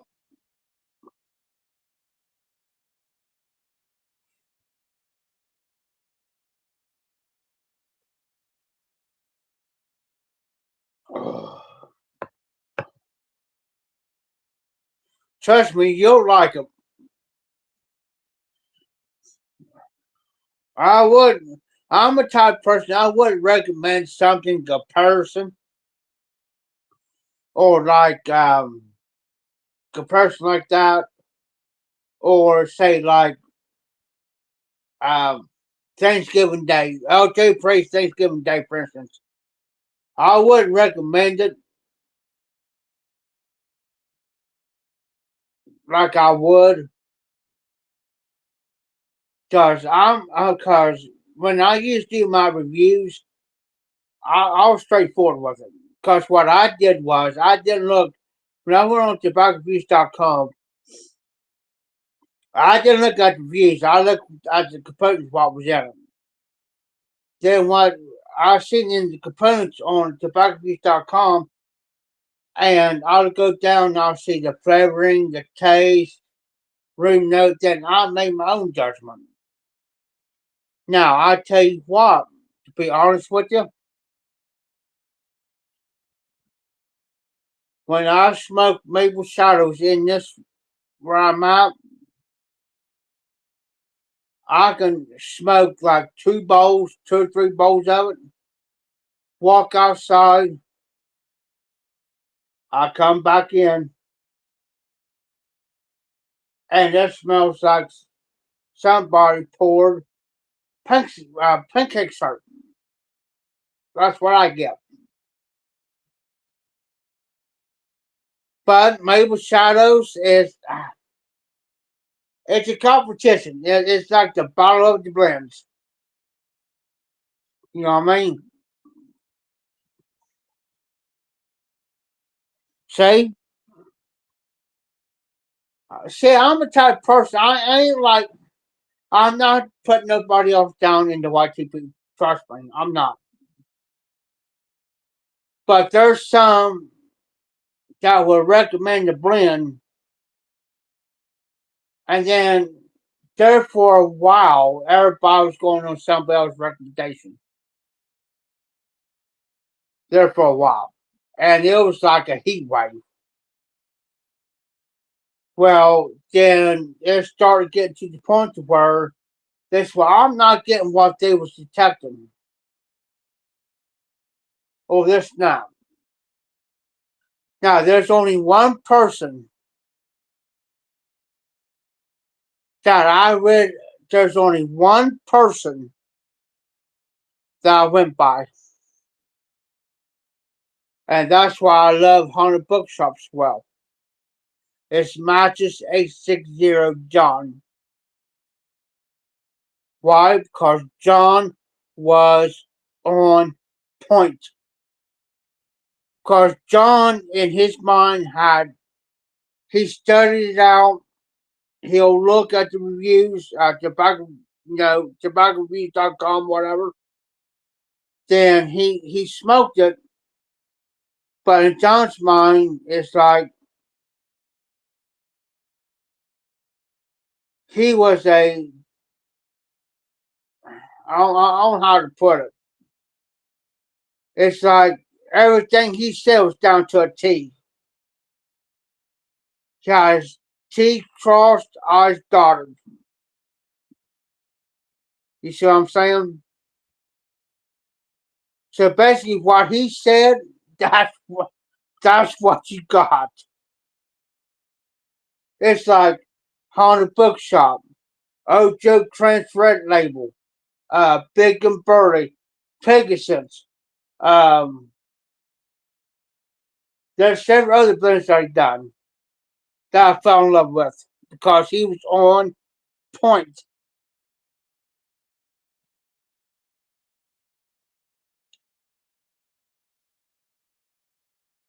Get RD, get the ribbon cut. Like I got. The 100 bookshop I got, get the ribbon. Now the one I got is like 3 or 4 years old. But I'm telling you, get the ribbon cut. Get the ribbon cut, honestly. Honest God. Because I tell you what, the ribbon cut is going to be way different than the cake and the flake. Way different. Way different.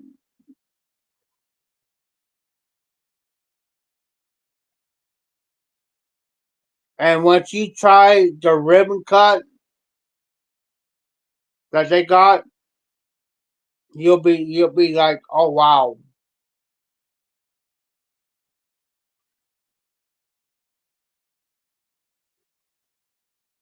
Yeah, see, that's what. I'll show you. I gotta get up anyways.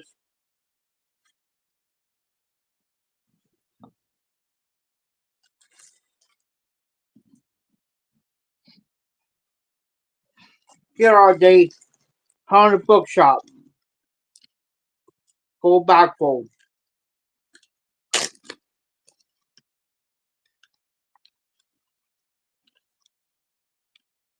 Ribbon cut.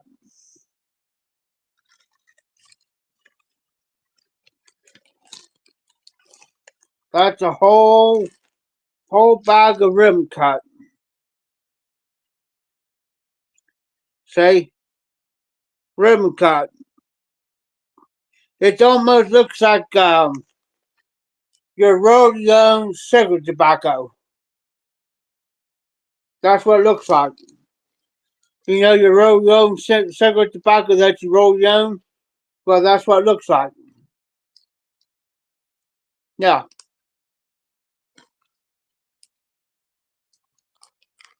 I tell you what, I prefer the ribbon cut any day of the week. To be honest with you. Uh-oh. There it is.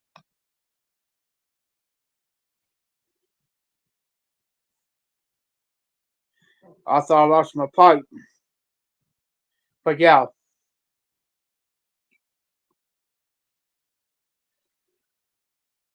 Now, is that autumn evening flake?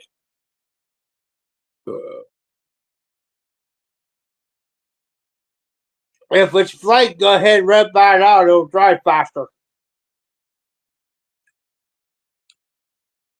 For real. I've been doing, I learned a lot in the last, well, I learned a lot in the last 8 years.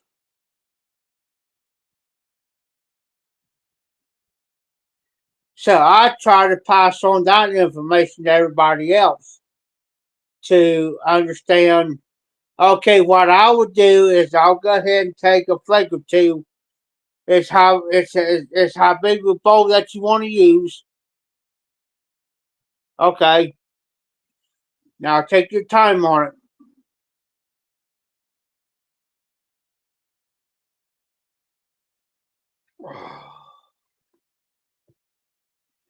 So just take your time on it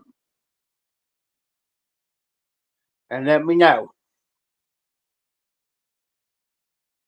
I'm gonna put the pipe down for a while.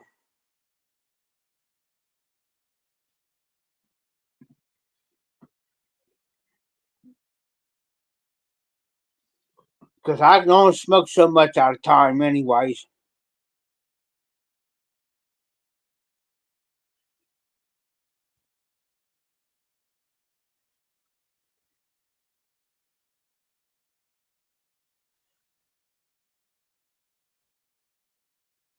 I say maple cider's got more of a pull. But autumn evening's more milder than what our maple cider's is, but still good. Still good.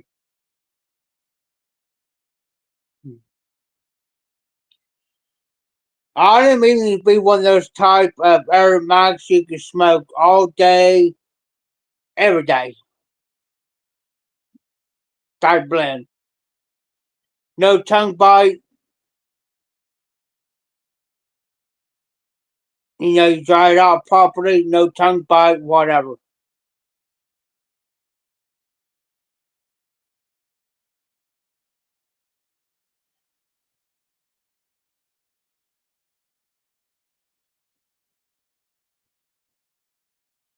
Because I'm the type of person, if there's a particular blend that I really don't care for, I really don't like, I'll tell you. Oh, nice. Extra large Dr. Rainbow. Oh, um,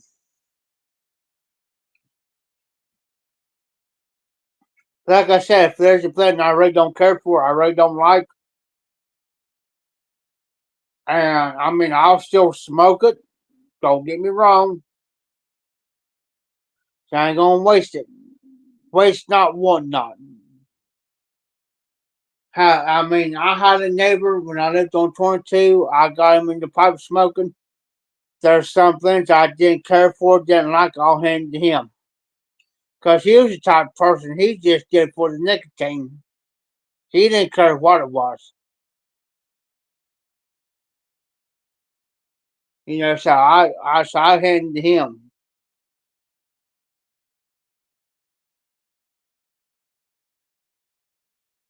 Don't what I kept a little bit for myself, but majority of it I just gave to him. Because I have people tell me if you don't like it, pass it along to somebody else. But then, and I felt bad I had to do that because they pay money for it and they pay money to ship it. It's like I really can't do that because you put so much money into this. Why would I do something like that? You know, but you know,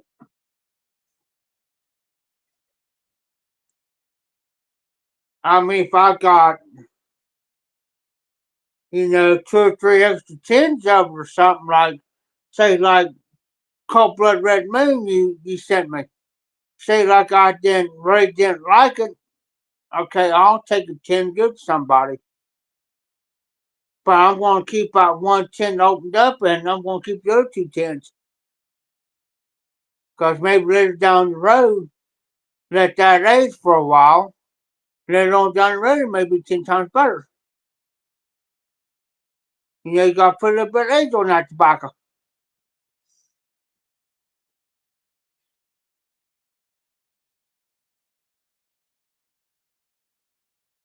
What do you mean, what a scam?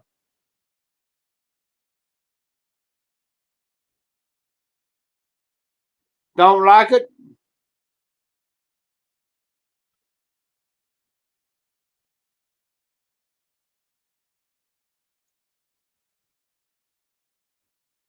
See what I mean? See what I mean?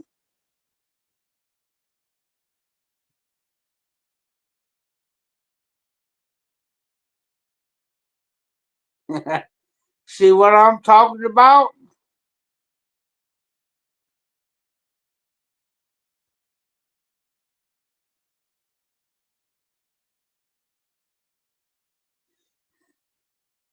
I think you like automating.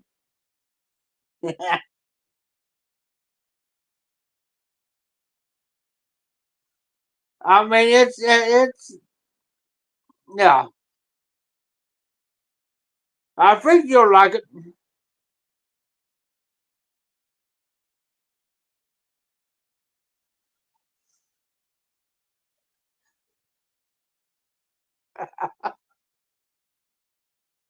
I think you'll like automating.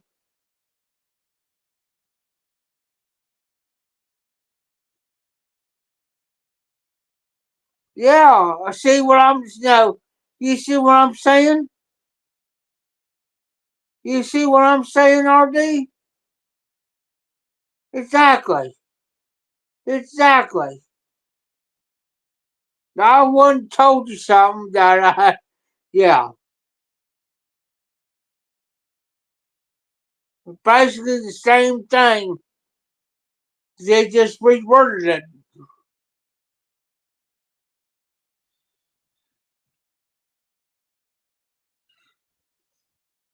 Are they?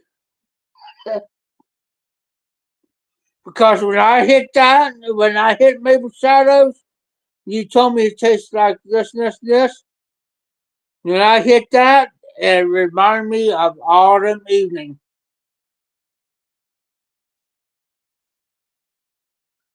And that was the first thing when I hit that and I smelled it and I smoked it, like 2 bowls of it, and I think, oh, this is autumn evening.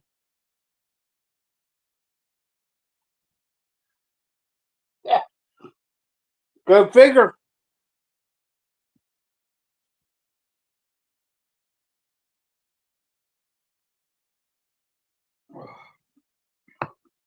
Same components. Same components and everything. Let's go on tobaccofuse.com and they're almost identical on the components.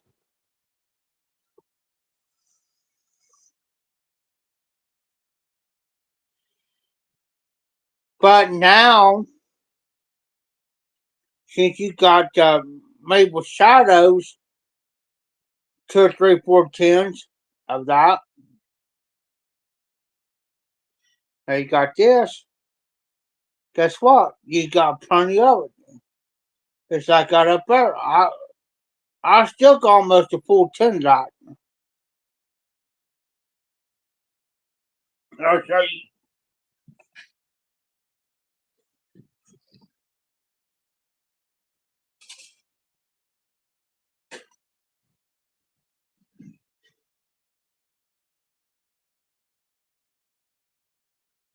Oh. Look here, RD.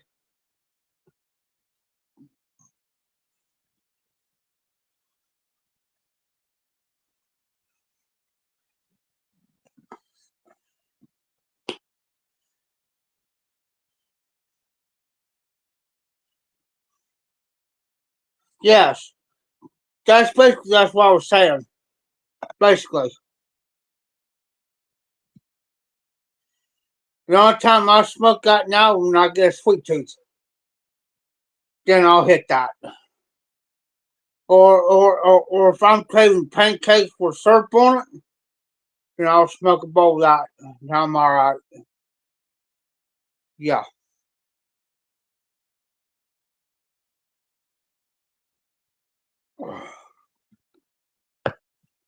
All day smoke between autumn evening and this. You can smoke this every day of the freaking week. But when I get through this 10, and I smoke through this 10, this here, I'm going to keep that car. The reason why I'm going to keep it, I'm going to put it, on the shelf because I like the 10 art on it. The art on it. It's got the trees and the pumpkins and yeah, you know what I'm saying? Cause I like that. It's got the pumpkins on there, the trees on this side, the pumpkins is on this side, trees and the pumpkins down here, and the trees and the way it's worded, Maple Shadows too. So I like that 10 art, so it's like when I get through this, I'll stick it up, you know, and that's what I'm getting from this right now. I'm getting that syrupy maple syrup. It's like maple syrup to me. Wait a minute. Even stir it around a little bit.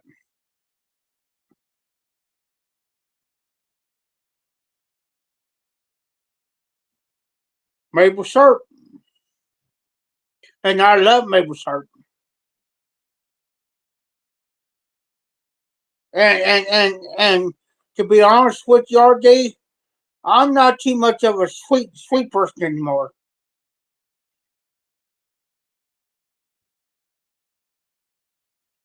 See, I told you.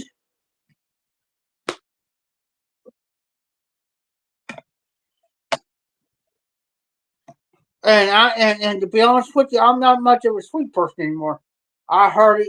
It's like used to back in the day. I'll eat like sweet stuff, like cakes and stuff, like Debbie cakes. And when I used to get my pancakes, I used to put my butter on top. If I get like 2 pancakes, I'll take butter on top, and then lift that pancake up, put my butter in between and let it melt, and put my syrup on that, real good, thick. Yes, yes.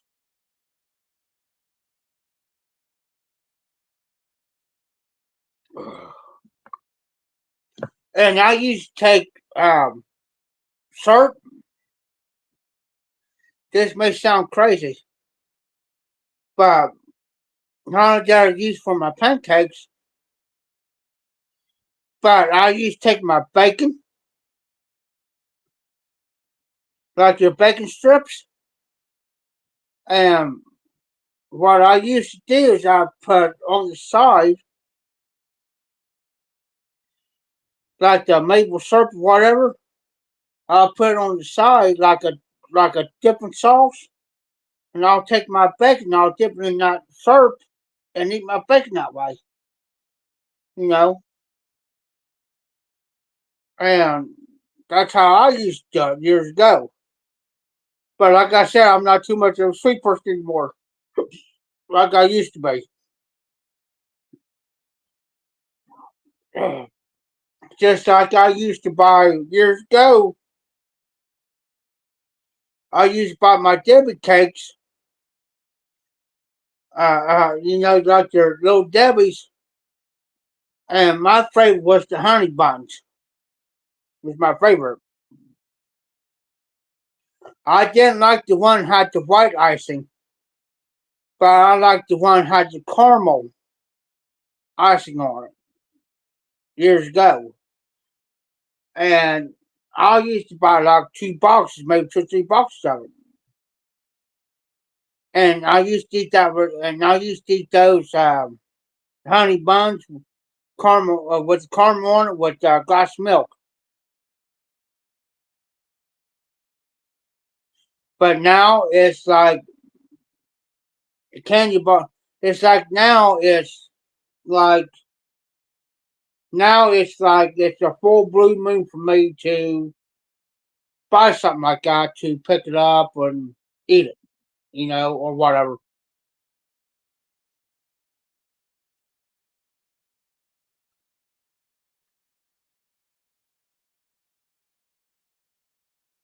Yeah, yeah.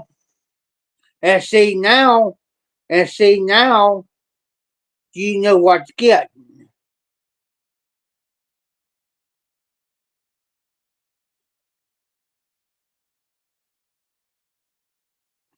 Now this what I would do all day.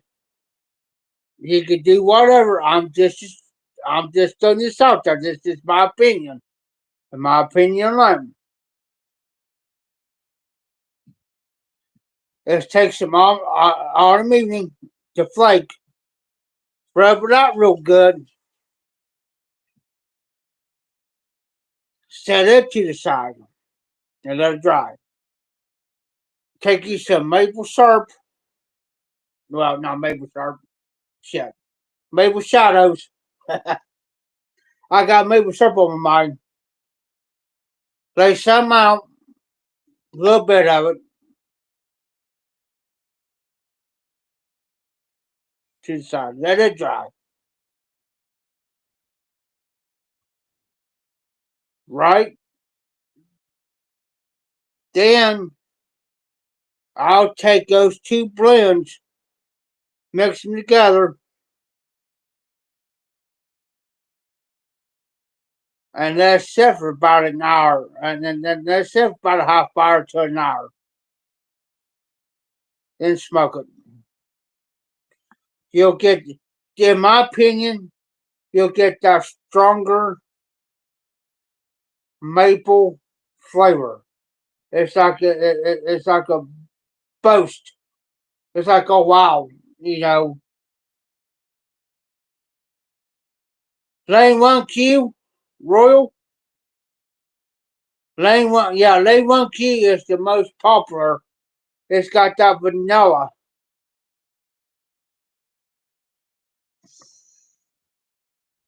flavor. Go over and watch the let me think of his name. Aristocob. Aristocob. That's the only thing he smokes is Lane 1Q. He bought like 5 pounds of that stuff. At the time, if you go back and watch, at the time when he bought it, cost him like $100 for 5 pounds of that stuff. Of Lane 1Q. Now, see, that's where you gotta do it too, RD. Take tobaccos and do trial and errors with them. That's what I do. Now, I'll tell you what I used to do is I had a big jar and it was called my Frankenstein blend. They call it a Frankenstein blend. It's which, say, like I get down to this here, like Dunhill, I get down less to maybe not be a bowl, I throw it in a jar. I get down to less than a bowl of maple shadows, I throw it in that jar. Say like Corner Bookshop, I throw it in a jar. Ruska, I throw it in a jar. So forth and so on. Okay, that's okay. By maybe 6 months down the road, I have a full jar of that. Then I start on another jar. Okay, then I got that one filled. Then I'll start on another jar. So I may have 2 to 3 jars full of tobacco sit back. That's my reserve. Reason why I say that's my reserve is just in case I have run out of tobacco and I couldn't afford to get no more tobacco. That's my backup. Give me a few minutes. I'm going to use the bathroom real quick. I'll be right back. I'll be right back. I'm going to use the bathroom real quick. I'll be right back.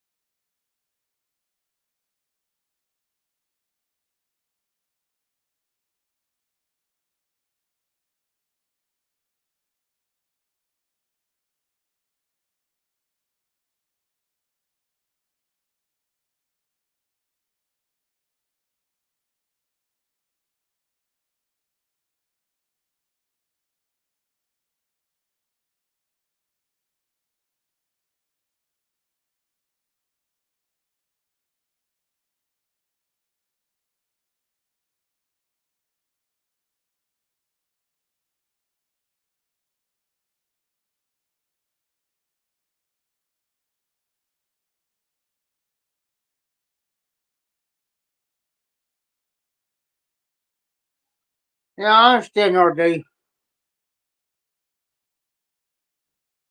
I used to eat breakfast every morning, RD. It's usually a combination of eggs, bacon, hash browns. Now, I'll tell you what I used to do on my breakfast. I'll make me some eggs. I'll do my bacon ahead of time because it takes a little bit longer to do bacon, right? Then when my bacon's almost done, I'll do my eggs. Then what I do,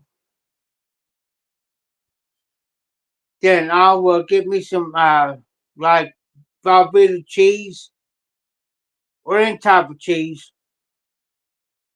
Then I'll make me, I'll give me like if I'm gonna make me a couple sandwiches, then I'll get my bread out, four slices of bread. I would put an egg, a slice of cheese, an egg, another slice of cheese, then my bacon.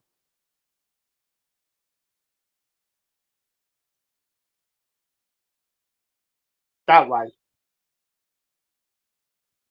And then what I do is I'll let it sit for about a minute. That gives me enough time for my cheese to melt. Then I'll have an egg and bacon and cheese sandwich. And that used to be my breakfast every other morning. Not every day, but every other morning. Um, Speaking of that, I know the guy. I don't know if he's still living or not. I don't know if he's still alive or not. But used to, he would get up every morning. His wife would make him a pound of bacon and a dozen eggs every morning with a couple cups of coffee. Now that's heart attack city right there.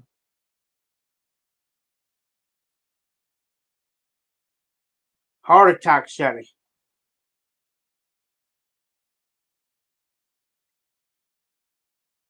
That the eggs would raise his cholesterol. I don't see how he done it. I honestly God, I don't see how that man done it.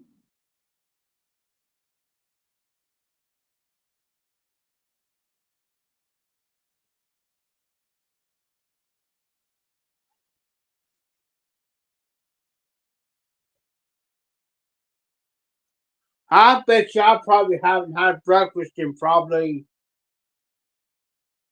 2 years, maybe three.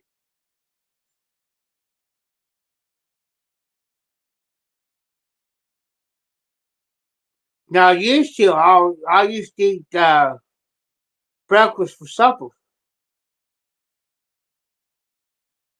Used to, but I don't do it now.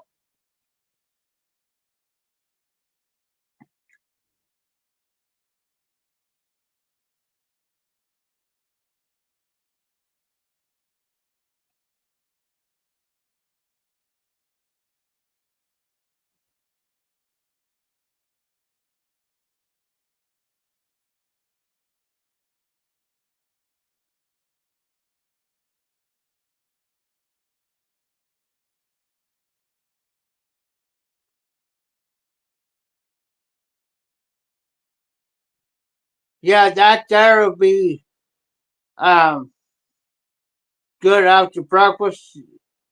Say like on a summer day or early in the morning, have your breakfast, and you got the breakfast already dried, you already got your bowl filled. It'll be good to sit on your front porch, whatever, sit outside in the morning when it's nice out with a cup of coffee. Sit back, kick your feet up, and just enjoy it. Type blend, you know what I mean?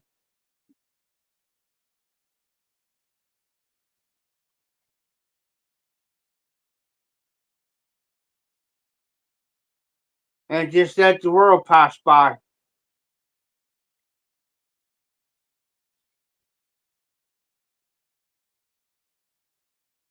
Well,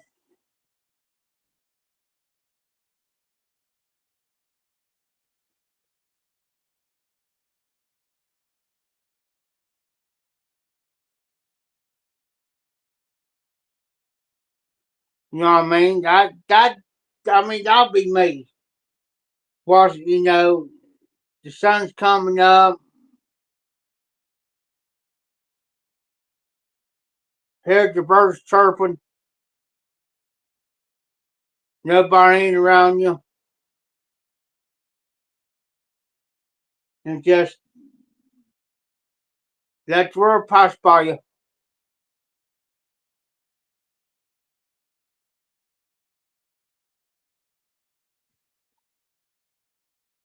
That's what I used to do. In the summertime, I'll get up early at the auction house. When I was at, I'll be going back there, but when I was at the auction house, man, I used to get up. I used to get up early in the mornings,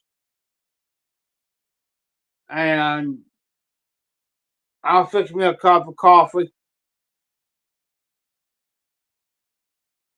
get my favorite pipe.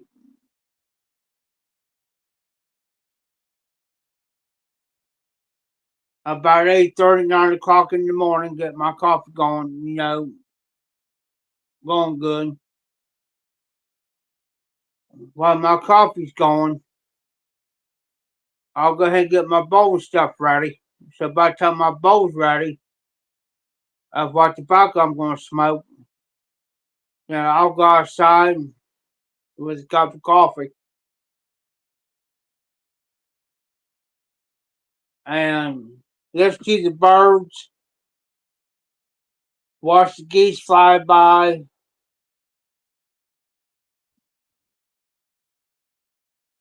Every once in a while, you see your neighbor come out, you throw your hand up,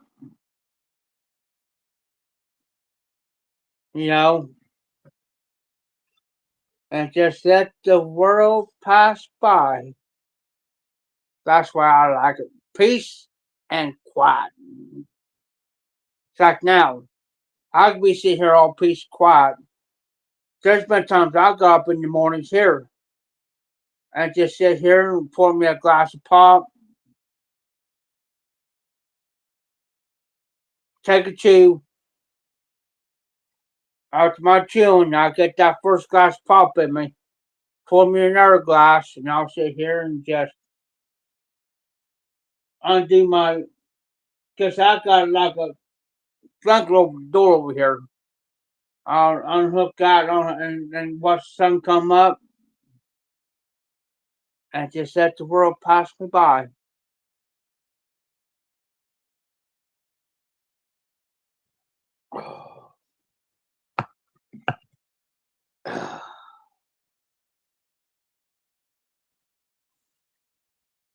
Gotta work tomorrow all day.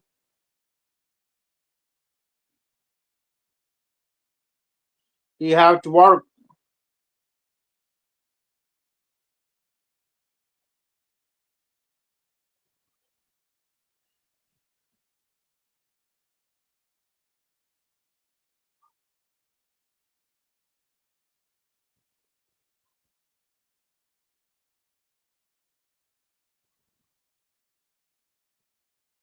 That's right.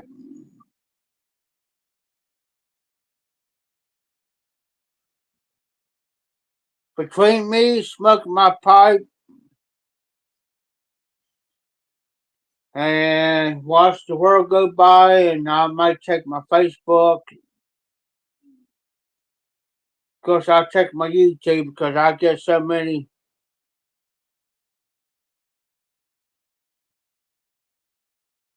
Check my YouTube every now and then because I get so many notifications But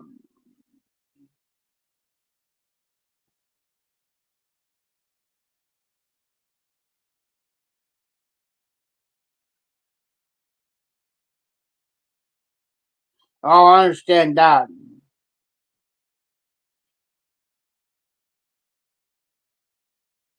Totally understand.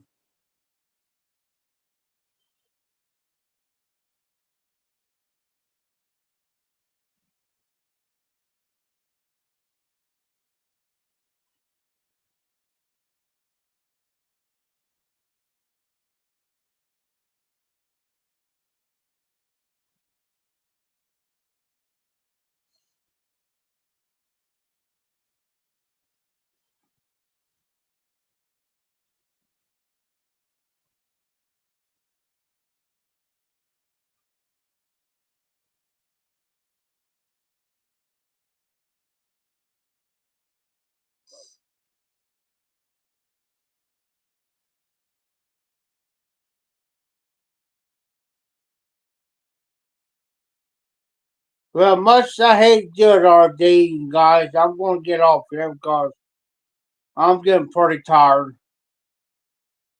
And I'm getting kind of worn down. But I appreciate everybody that came in. I appreciate everybody, Patrick, RD, um, Todd. It's hard to tell, RD.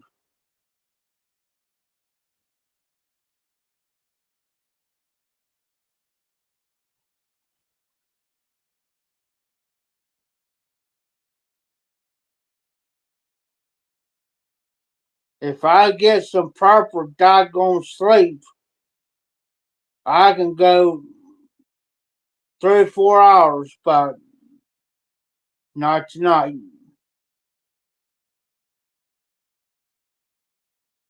Not tonight. I'm so tired. I'm getting my body's starting to wear down on me. But I appreciate everybody coming in. RD, Patrick, Todd, said, um, everybody. I'm going to try to lay down for a couple hours. Hopefully, I'll get a couple hours with sleep. So appreciate you guys. This is the High Muffin Piper. Keep them lit, keep the embers burning, and y'all take care out there.